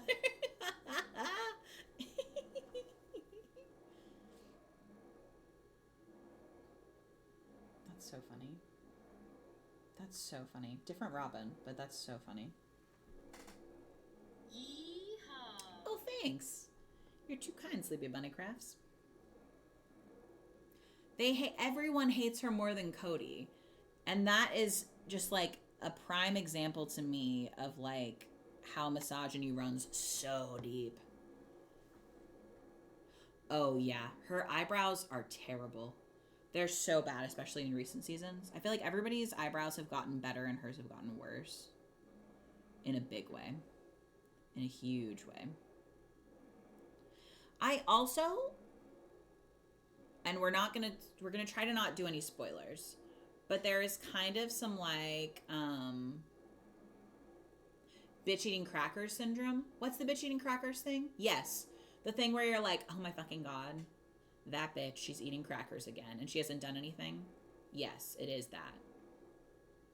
I don't understand why she doesn't brush out her curls. Yes. Yeah. Yes. Absolutely. Absolutely. What the fuck was I going to say? Robin. Robin, Cody. Recent things. Something stressful. Oh my god. Okay. So COVID happens on the show. If you don't want spoilers for Sister Wives, specifically as it relates to coronavirus, maybe hop out for a bit. Let us know if you want to like be muted, and we'll tell you back when we're done. Yes, absolutely. So Robin, and I want to be really clear, as far as we know, not from the show, but from information gotten from like people who are like Gwendolyn posts like recap videos.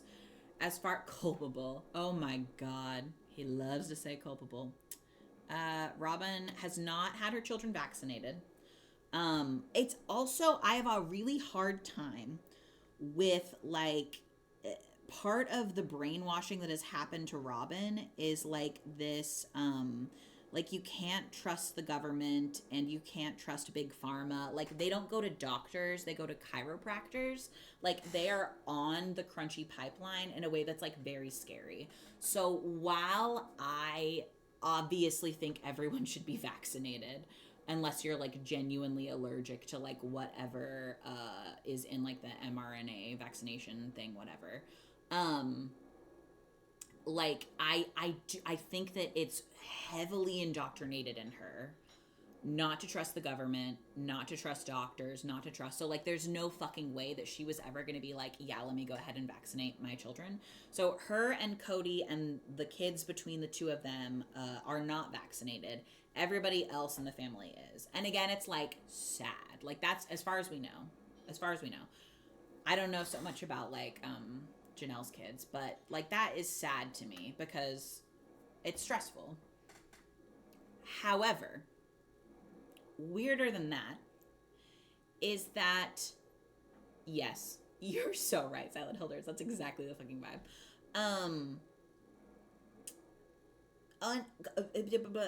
Like when COVID like started, and everything was like shutting down, like Robin took it very fucking seriously, and she continues to on the show.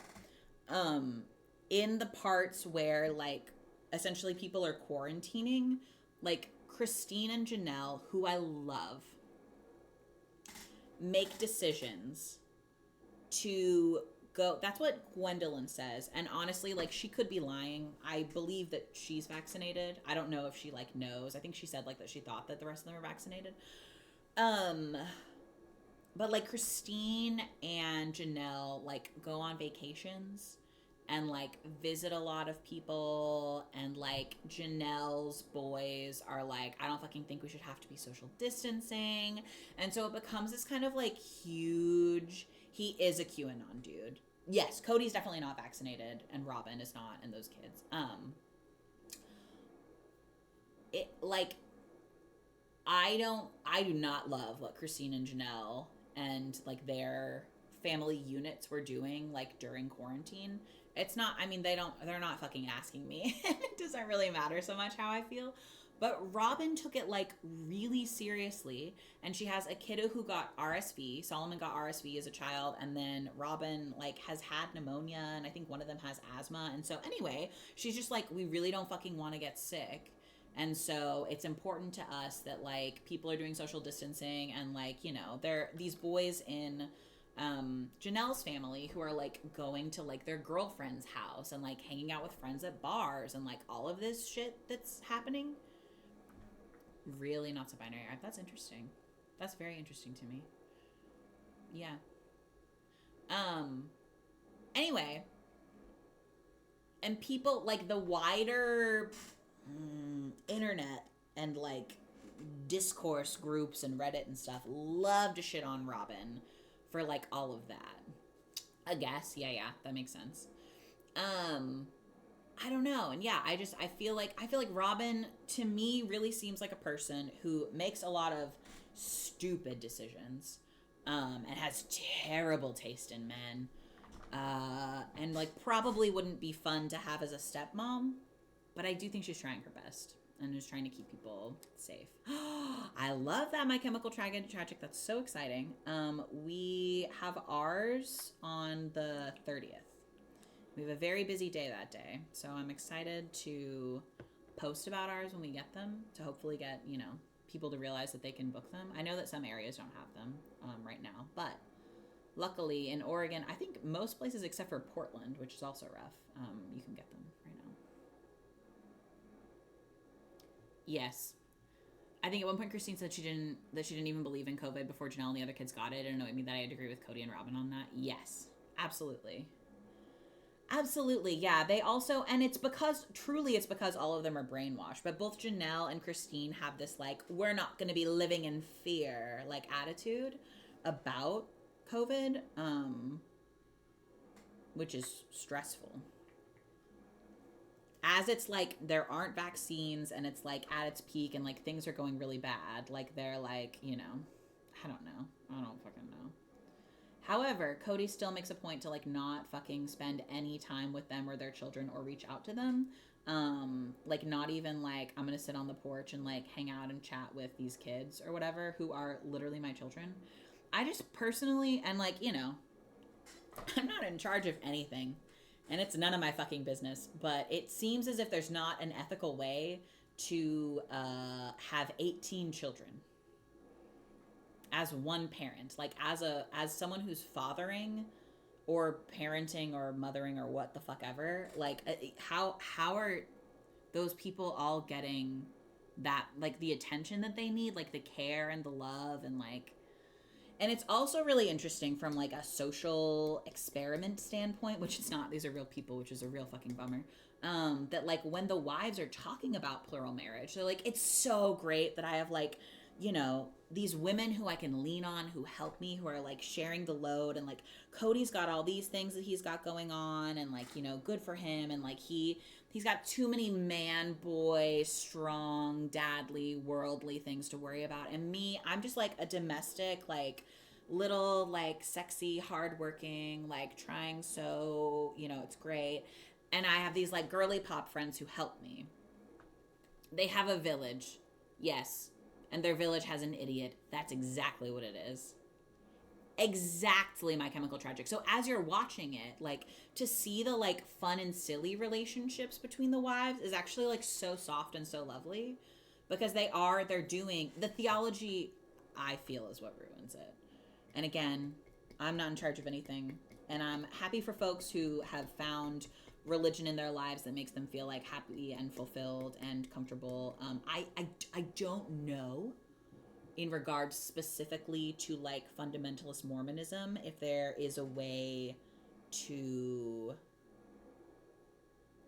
there's some problematic shit in there that seems like it would make your life more stressful. There's 4 total. There's the first 3 that happened in like the 90s. And that like that's when they got married. The other thing that's so bonkers in terms of like the sociology aspect is that the first wife, Mary, was raised in polygamy. And then Cody married Mary after he came back from his like Mormon mission. And then he was like, I really want to marry this woman, so like I guess I'll do plural marriage. Like that's fine. Like whatever. Like we'll just like have multiple wives and like that's fine. Like mostly I just like this girly.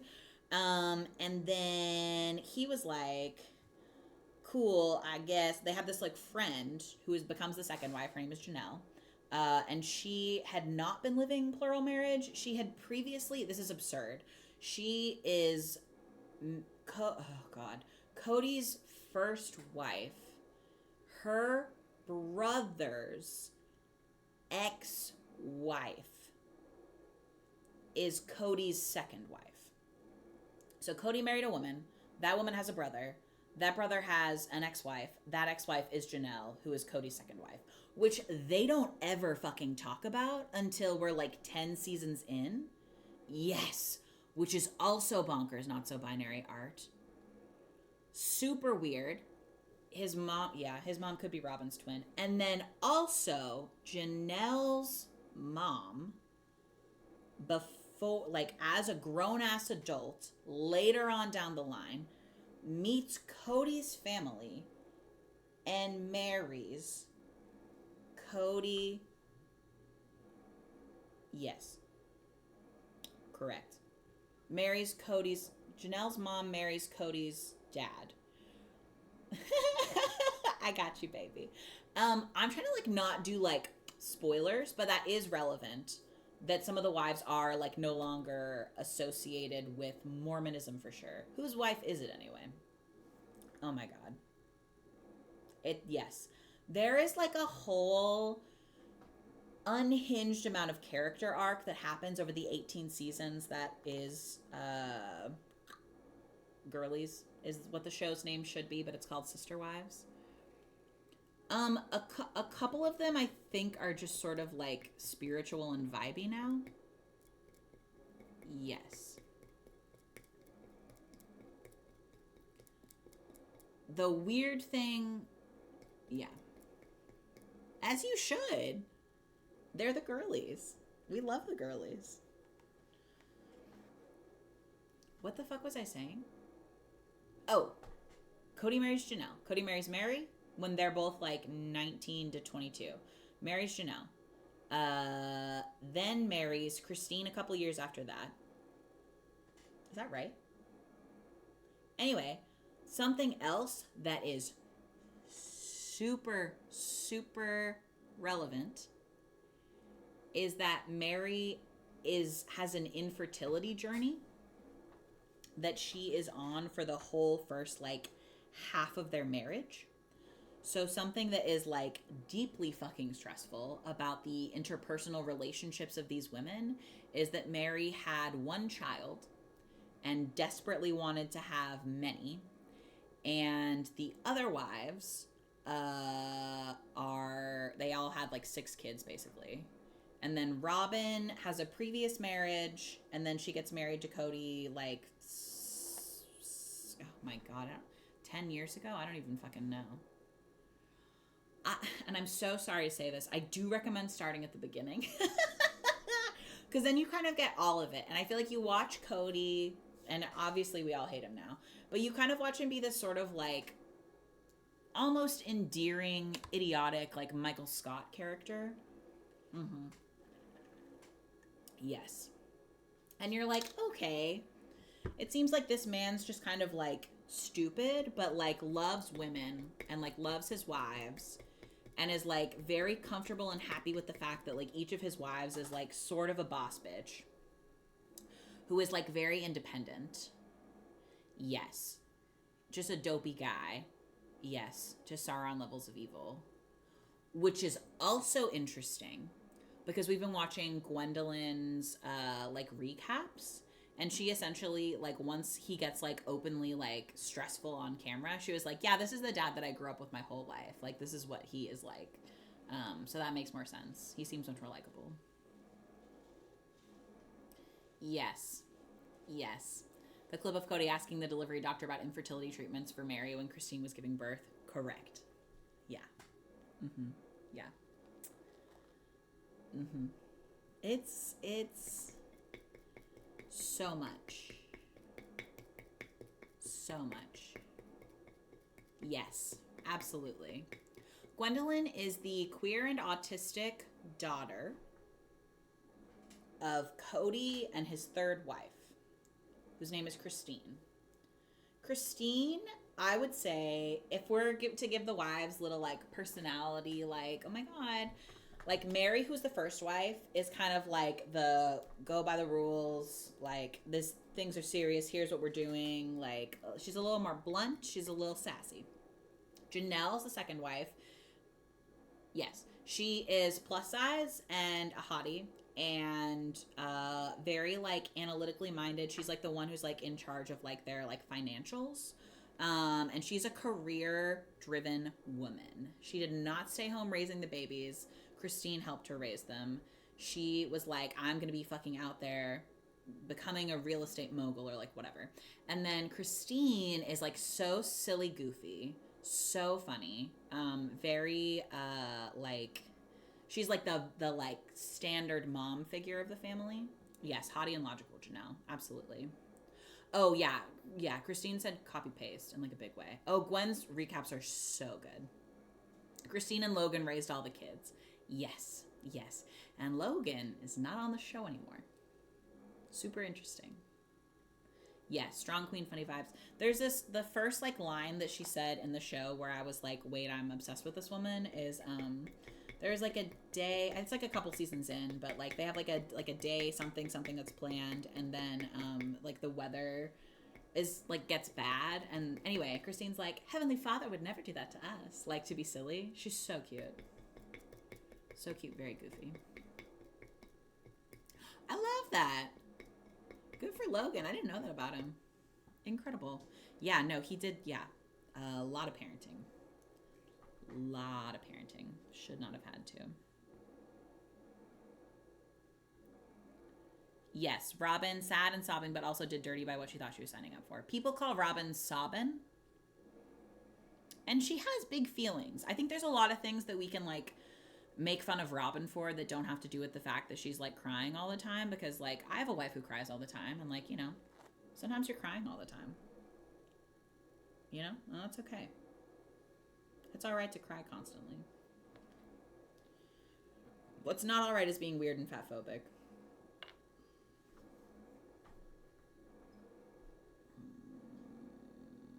Nice. Yeah. I really do think that she's crying.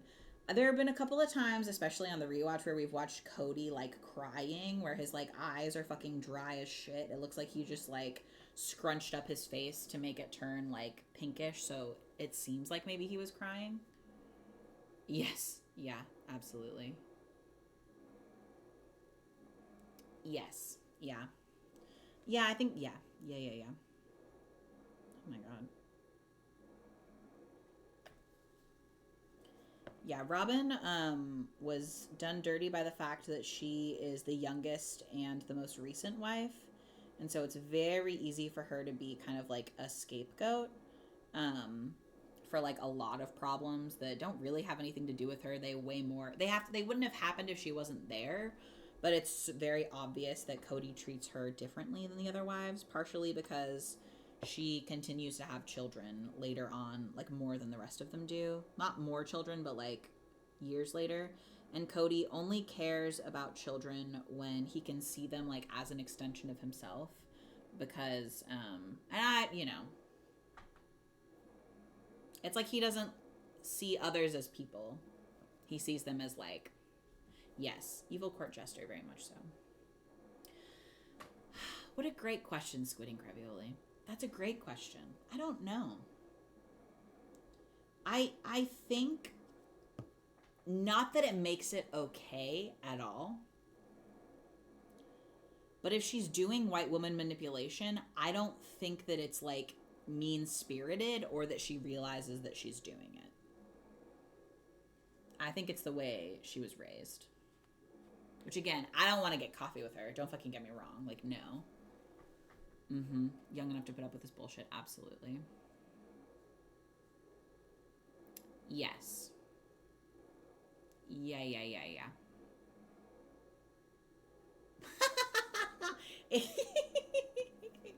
I'll shake it over here.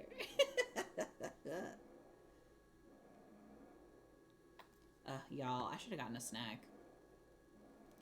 I've made a mistake in my choices. Let me finish up these little blue stars and then I'll get food real quick. I think it does not so binary art. I don't know. I know people really want us to do recaps of Golden Bachelor, which we may do. We have a disease where we've got too much shit going on. And so I guess if it like falls by the wayside, I don't want people to be sad, but maybe it would be better for us to like do any at all than for us to like, you know,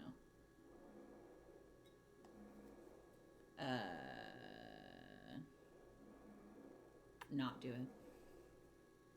Yeah, I'm very curious.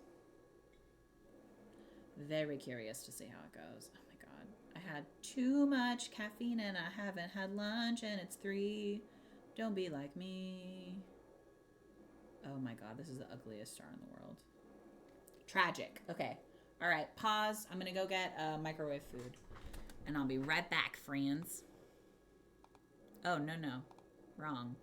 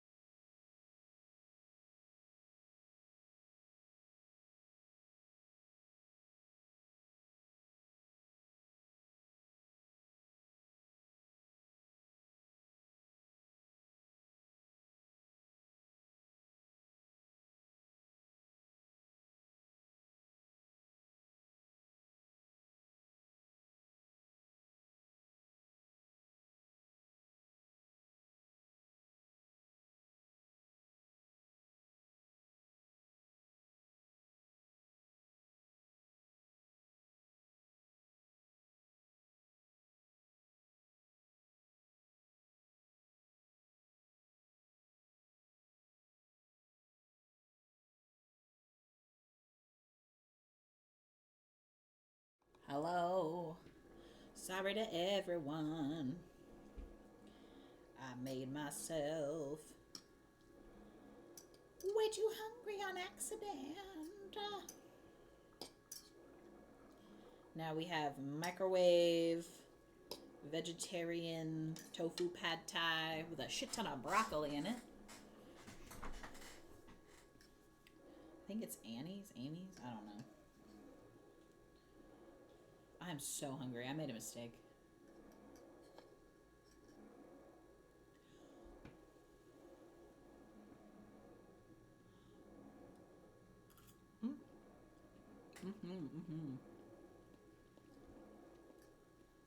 Yeah, the like pad thai sauce in this one is weird. I don't know what it is normally, but this is like definitely too sweet.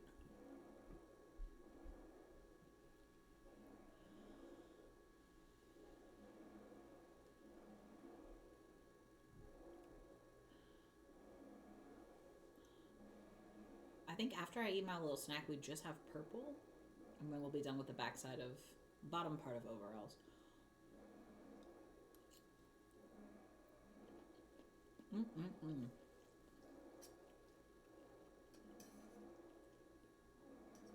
This is your reminder to eat food before you get shaky. If you're already shaky, eat food now.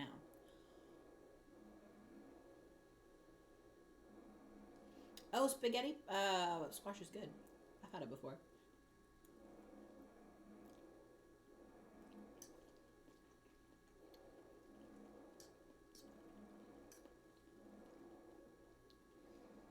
I'll tell you what, there's nothing that can replace pasta.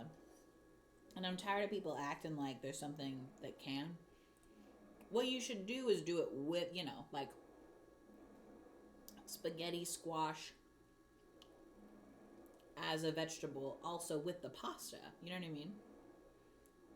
Because that's good. We kind of like doing the like banza pasta because it's got like the chickpea in it, so it's like really like nutritionally dense and feels really like filling.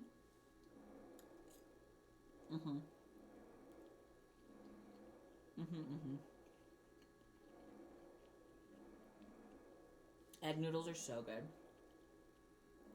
So good. I think the thing that makes me sad about zoodles is that like I love zucchini and I love noodles. Like we don't need to make them fight, you know?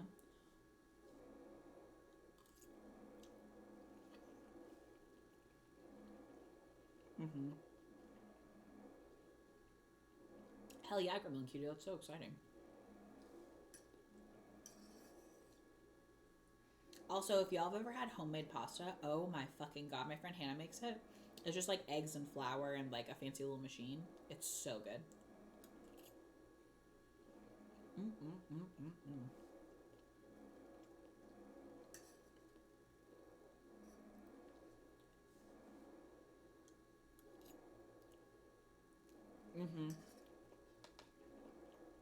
Absolutely.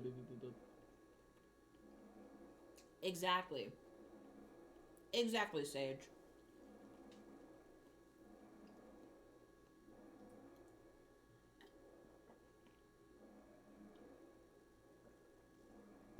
That's incredible. Yes. Zucchini's a great thing in lasagna.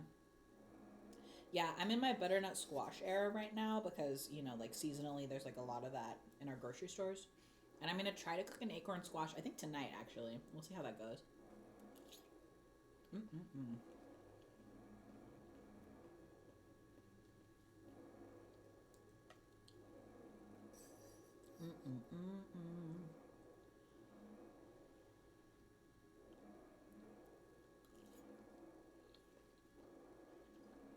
No, speak it into the universe, Alan Honor. Okay, see, I want to make butternut squash soup. My wife will not eat it. She hates soup. She hates soup unless it's got like huge chunks of like fake meat in it.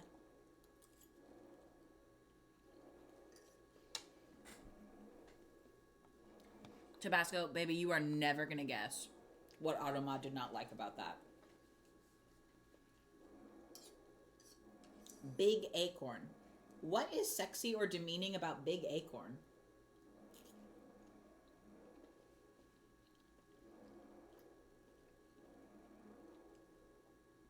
Aw, Flippick, you're so sweet. Thank you so much. Thanks for being here, darling. Listen, I fucking love soup. I love soup. She will eat. I make like zuppa toscana, but like vegetarian. I guess technically it's vegan, actually. I'm to leave that, but... Oh my god, Petal Moon. You're being so brave. How are you feeling? I'm sorry you had to get a spine operation.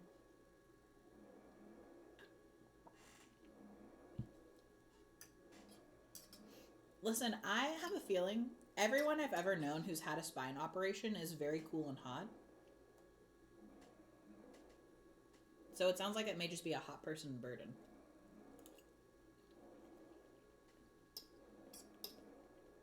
My brother's girlfriend had to get spine surgery twice now, actually. I don't know what it's for. Something about a disc.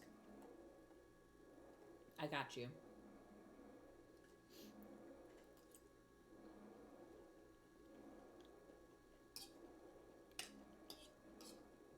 She's also goth. Don't know if that's relevant.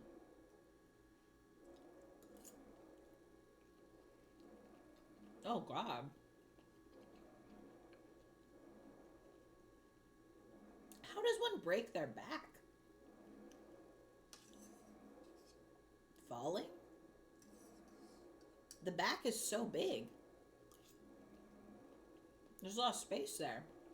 Fell off a ladder, you know what? My bad, that makes perfect sense. That absolutely tracks. Boo, outlaw ladders. That's terrible.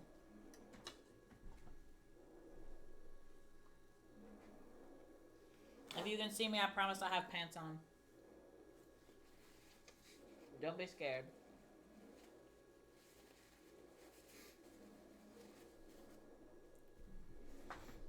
Oh, no, you're right. Sorry. I wasn't, like, trying to, like, argue. People say they break their back a lot. Like, totally, like, break their back or break their spine. Like, that is absolutely a thing that people say. Every time I'm just always like, that's bonkers, though. Not the crack stepping.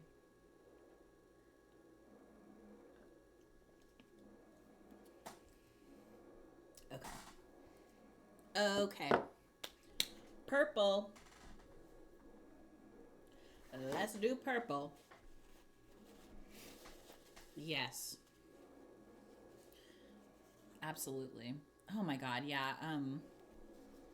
My brother's girlfriend, who we love, she just had to be like completely flat in bed, like completely laying down flat, do absolutely nothing for like weeks. I think she's allowed to like move around now. That just sounds so terrible.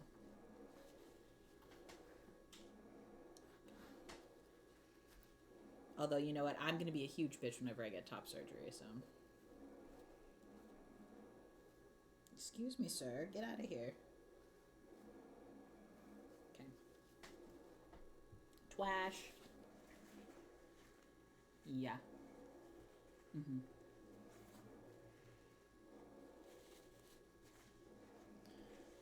Oh my golly. Okay. For the purple, let's start with small. And maybe I'll do a couple of big ones, but probably not. I've only got a couple big purple ones on the other side. Oh, yeah. Good. Yeah, I know some people will, like, change the kind of top surgery that they're getting so that they don't have to get drains. It will not be my problem. If I have drains, I will simply wear a blindfold all hours of the day, and that will be something that my wife tends to, so. But, I mean, we're just, like, super lucky that, you know, we have a job where we'll be making content out of my recovery, so.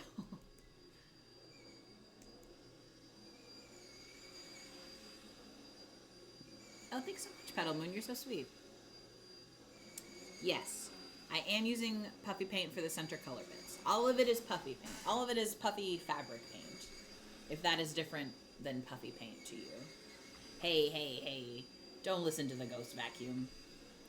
The vacuum sounds fine. And also, it's not there. Why is it so squeaky? Isn't that bad?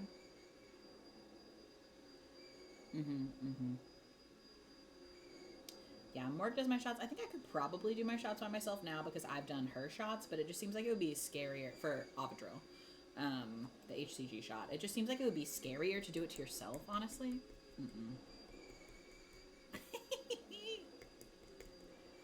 I will. Okay. Maybe I will do big ones also. Let's see.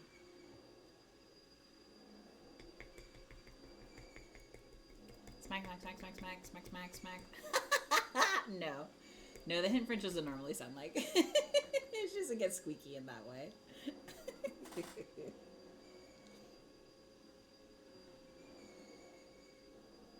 My favorite thing about these overalls is that I can make it so that their little legs line up so that they're like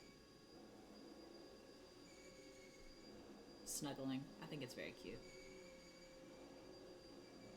Yeah, valid.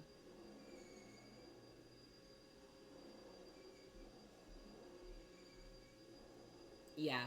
Yeah, oh god, yeah. I can't imagine how tense I would be if I tried to do my own. It's great though because both mine and Morgan's shots are subcutaneous. So like when we first got her Avidril shot, they were like, "You ever done a shot before? You guys got like a sharps container, you know the protocol?" And I was like, "Actually, yeah, we sure do, bitch." On top of that,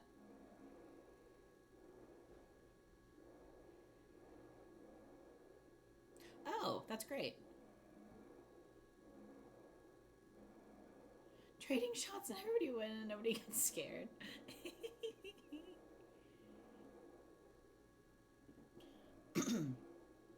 I'm so afraid of the gel.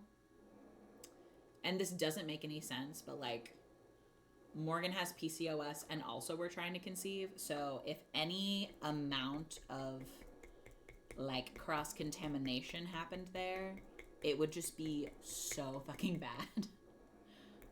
So fucking bad. And that's probably not even reasonable because I know that many folks have like no beef with the gel like at all. But it is like that's a fear that I have. Oh, that's a really nice Gremlin Cutie.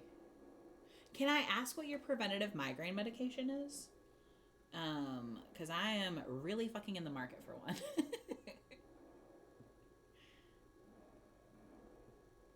I got into this horrible fucking cycle with my sumatriptan where it's like you have a migraine and then you take the medication that makes the migraine go away and then you have a migraine the next day and you're like, fuck, okay, I guess I'll take the medication again. And then once you hit like 3 days, like you start getting like a rebound headache if you don't take the medication because it's a vasoconstrictor. Hello, hello. So I literally, and you're not supposed to cut sumatriptan in half, so I'm sorry to everyone, and I wouldn't like suggest this to people to do. It's a decision that I'm making about my own body. But they only give you 9 pills. Whether you get 50 milligrams or 100 milligrams, you only are allowed to have 9 pills. So I get the 100s and I cut them in half, so I'm always taking just a half of one. I know. Take me to jail. Oh. A Jovi and then a beta blocker. Interesting. Okay. I will be Googling that. Incredible. Anyway, so I had like my fucking half a pill and I was like, I'm pretty sure I only have a migraine like because I haven't taken this medication. So I like quartered a pill. So I took like a quarter of one and then took like an eighth of one to like siphon myself off of it. Listen, I'm sorry, Silent Hill Nurse. Take me to jail. Beta blocker as a pill. Spicy.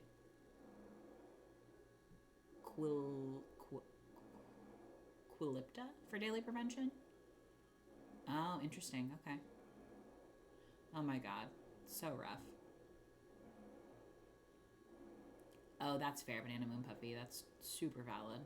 I'm sure if I was gonna use gel for testosterone, like we would just make sure that it was in a place that like Morgan wasn't gonna be like touching. I don't know. I'm sure there's ways to do it that would be unstressful. It may be something I'll look into in the future. Oh, interesting. No, you're perfect. Fully changed their life for migraines. Oh man, yeah, I gotta get on a preventative something. Morgan's trying to bully me into seeing a neurologist again. What happened was, and I'm sorry to everyone who's already heard this story like 4 times, but I went to the neurologist and it was a man, which is not a crime, but felt like a crime. And like one of his like 3rd questions was like, have you tried ibuprofen? For my chronic migraines. I was like, what the fuck is wrong with you? Yeah. Yeah. And I think I'm curious if the reason that he asked that is because he was like, what do you take when you have a migraine? And my answer was, I'm on sumatriptan, which is correct. That's like what I take and what like helps it. I was looking to get on a preventative at that time, and also like my primary care didn't want to get me on a preventative medication without them making sure I don't have like a brain tumor or something, because obviously like lots of people have migraines and it's nothing stressful, but it's a good idea to make sure that like your brain looks fine. Oh my fucking god, absolutely. So it was me being like, ha ha ha, yeah, before I was on real medication for migraines, I was taking like 5 ibuprofen at once. And that's why I got on real medication, because you can't fucking do that to your liver. Like, that's not fucking good for your body. So, yeah, I wouldn't say that I'm like taking ibuprofen when I have a migraine, generally speaking. If it's like maybe like a sinus headache or like a different kind of headache, or it's like not that serious, sure, I'll take like 2 or 3 ibuprofen and be like, maybe we can just like cut this off at the source and not have to do my like full-blown medication that I only get a certain number of a month or whatever.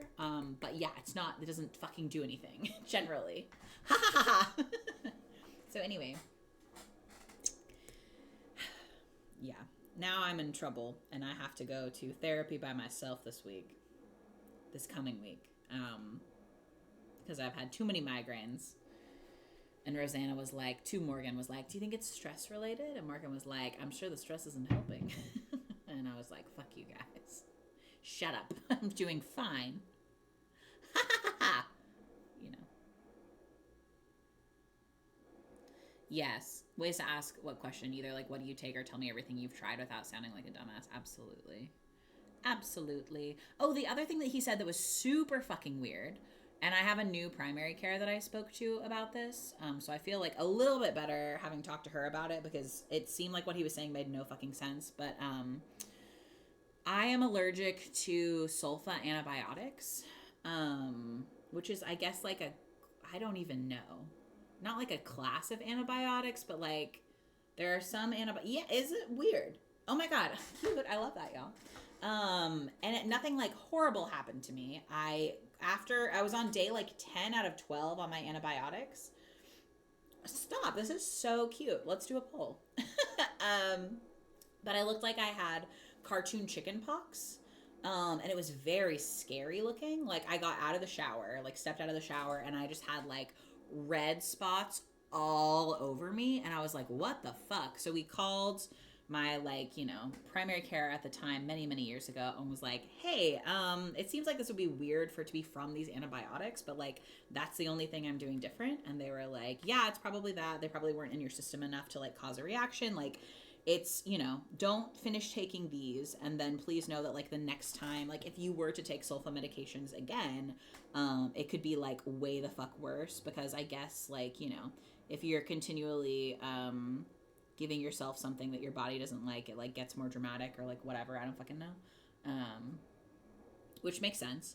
So anyway, the neurologist was like, "Oh, are you allergic to any medications?" And I was like, "Yes, sulfa antibiotics, tampon flick. I love your name, and I have no idea how to say that. Petiche, petiche. I have no idea. Anyway, so I told him that I was like sulfa antibiotics, and he was like, "Oh man, for preventative migraine medication, like." Most of them are sulfas.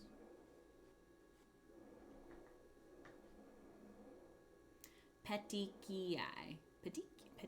Petechiae. Petechiae. Petechiae. What a fun word to say. Wild. Anyway, and so he was like, yeah, most preventative migraine medications are sulfas. And I'm not a doctor, and I famously know very little. But that doesn't make any fucking sense to me. Because I was like, are they an antibiotic? Because I don't think that's fucking right. That doesn't seem correct. That's how I felt. I was like, okay, this guy sucks. And then what happened, and I'm so sorry to everybody who works in like healthcare or at like a small doctor's office, because like I shouldn't have done this. But I was on insurance at the time that was like really terrible insurance. I had like a super high deductible.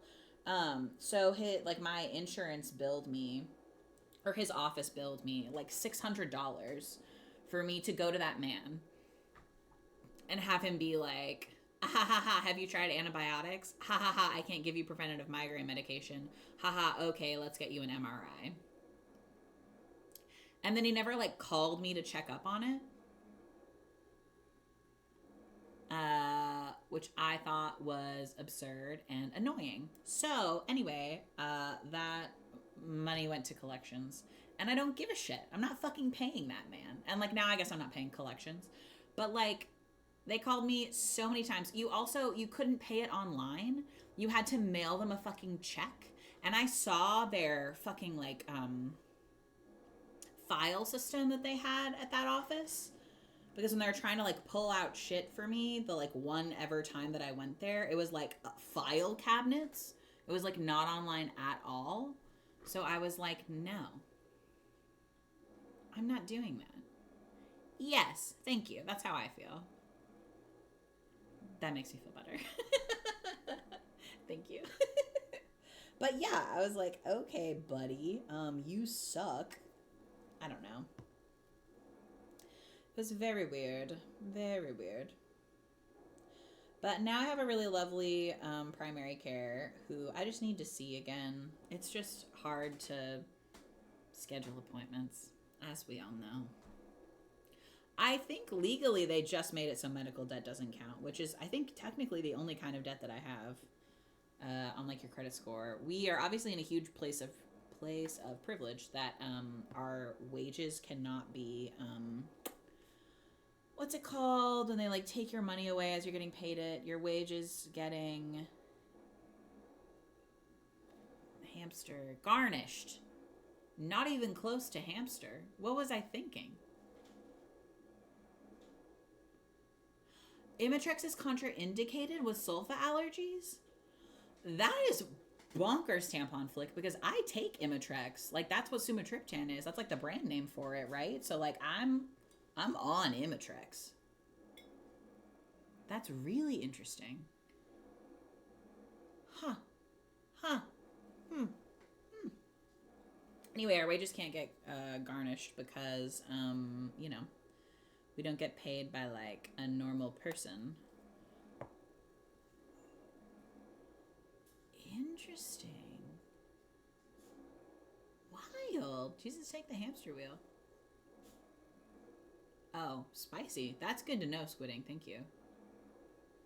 Wild.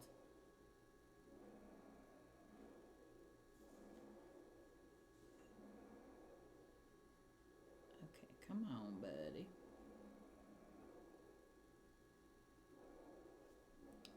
Nice. Taxes to garnish it at a bank's. Yeah, interesting. I mean, because it's definitely not an antibiotic. I also know that Imitrex it has SSRI things in it. Because one time I Googled, I'm sorry if you've heard this story also, but I feel like I always get like hyper is like the exact correct word. Like I take an Imitrex and then as I like start to feel better, I get like much more chatty and like excitable and I Googled it one time and I was like, can Imitrex make you manic? Like, what is going on there? And I wasn't experiencing like manic episodes. That was just like the best word that I could think of to use. And it turns out because it affects your like serotonin reuptake, whatever, similar to antidepressants, you just like have more serotonin in you when you take that, which is wild. I know. It's bonkers, My Chemical Tragic. Absolutely wild. The scientific community, I don't get them. Good for them. Thank you for making my medication. Super weird, though. Super weird vibes all around.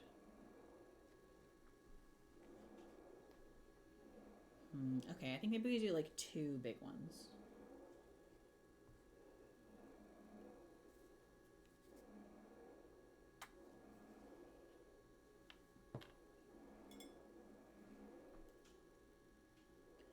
Flat, flat, flat.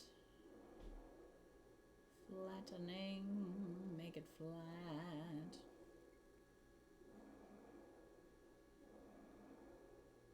Yeah, that's fair. Yeah, I think that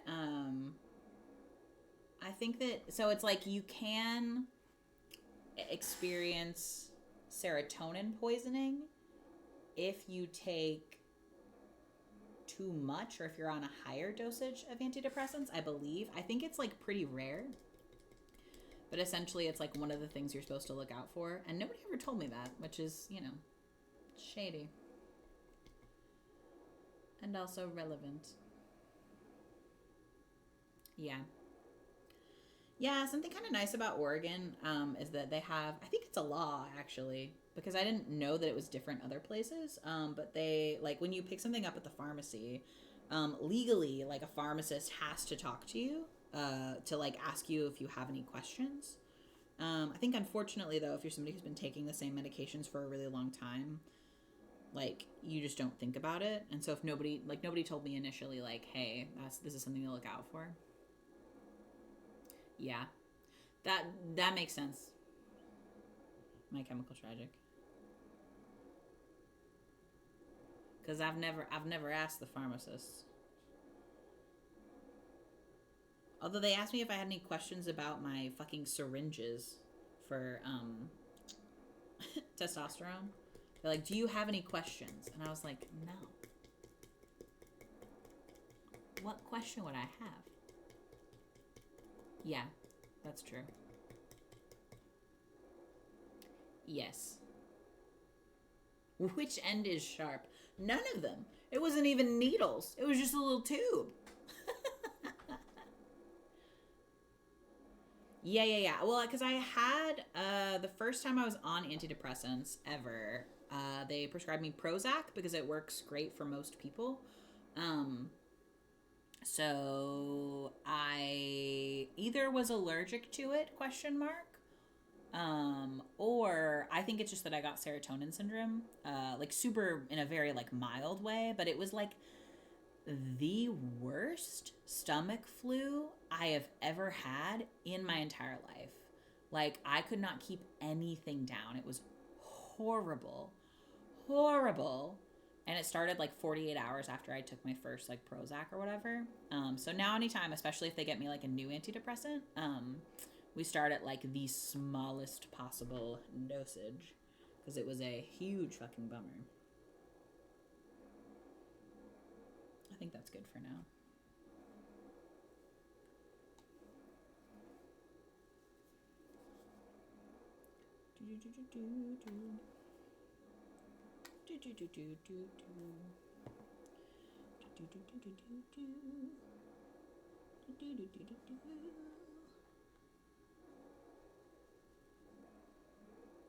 Wow, wow, wow, wow, wow.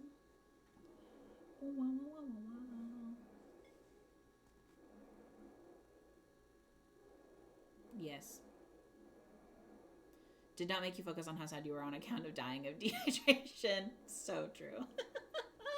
Well, the fucked up part is that I was like, do you think it'll go away? Can I just keep taking it? Because I actually feel way better. And they were like, no, baby, we got to get you a different one. And I was like, okay.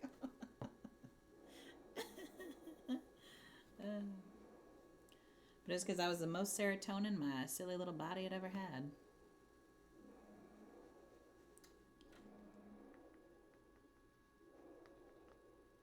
I was like, I feel fine. I was not fine.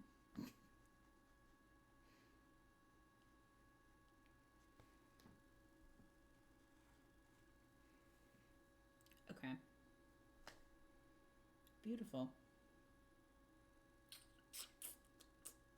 Should I do one more? Let's do one more.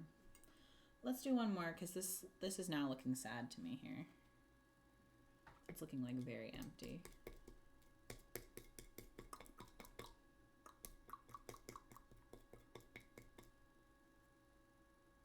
Yeah. You wouldn't starve a fish.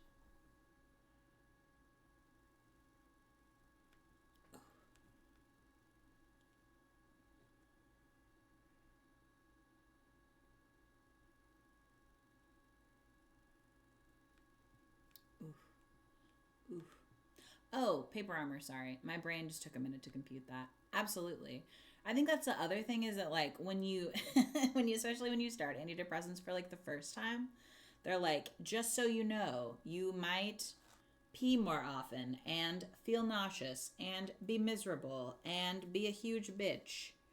If any of that feels like too much, give us a call and we'll get you something else. But know that the side effects are there and they are bad. And so I was like, maybe I just, really got to throw up a lot for the first section. And then after it, I'm golden. And no, it was too much.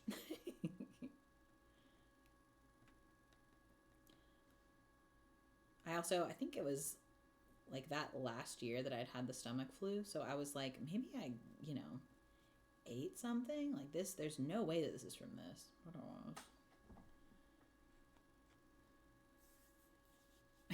Really? I feel great. So true, Croppy. Hello, Echo. I am. I'm so sorry. I'm going to be off in like 1 second. In like 5 minutes. We were working on my silly little overalls today. They're looking cutesy.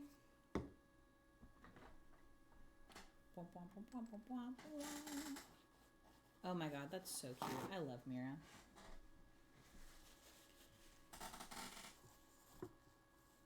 I love Mira. Siggy was being, I feel like, especially weird this morning. But you know what? Maybe she's just a weird fucking cat. Maybe she's weird and she's not even pregnant. How would I know? I have absolutely no way of knowing that. But I'm excited to go check on her. Because I don't think Bo's going to be home for a bit. So it's my turn to check on the baby.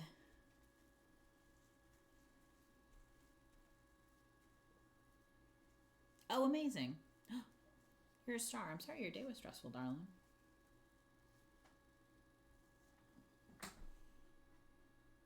Thank you. I'm very excited. I love tripping over him every 5 minutes. So fair. Oh no. Okay. We got these guys here. My boys. Is there only 5? Yellow? Yeah. That must be right. That must be correct. Amazing. You're a star, Maggie. Diagnosed weird and not pregnant. Yeah, I said that cats can get an infection, like if they, like are not fixed and don't get pregnant within a certain amount of time. And Morgan was like, I have that. And I was like, you are so drama right now. Need you to chill out a little bit. Okay. I have pants on, I promise. Nobody be scared. Okay. Twash, twash, twash. Oh.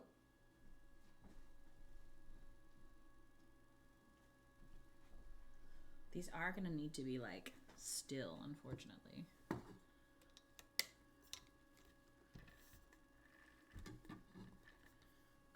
Kitty pregnancy, Elvis. Rip. Rip. Let's see here. Okay. Okay. And these guys.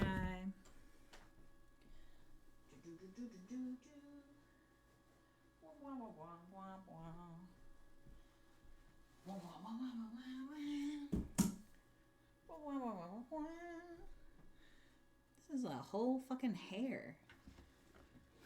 A bright pink hair. I wonder what that's from. I promise I'm gonna do the butt also. I was just focusing on the legs today. Yay. Yay. Overalls. Oh my god. Stoptober. That's so funny. Incredible. Okay, my darlings. I think we're done with Twitch today.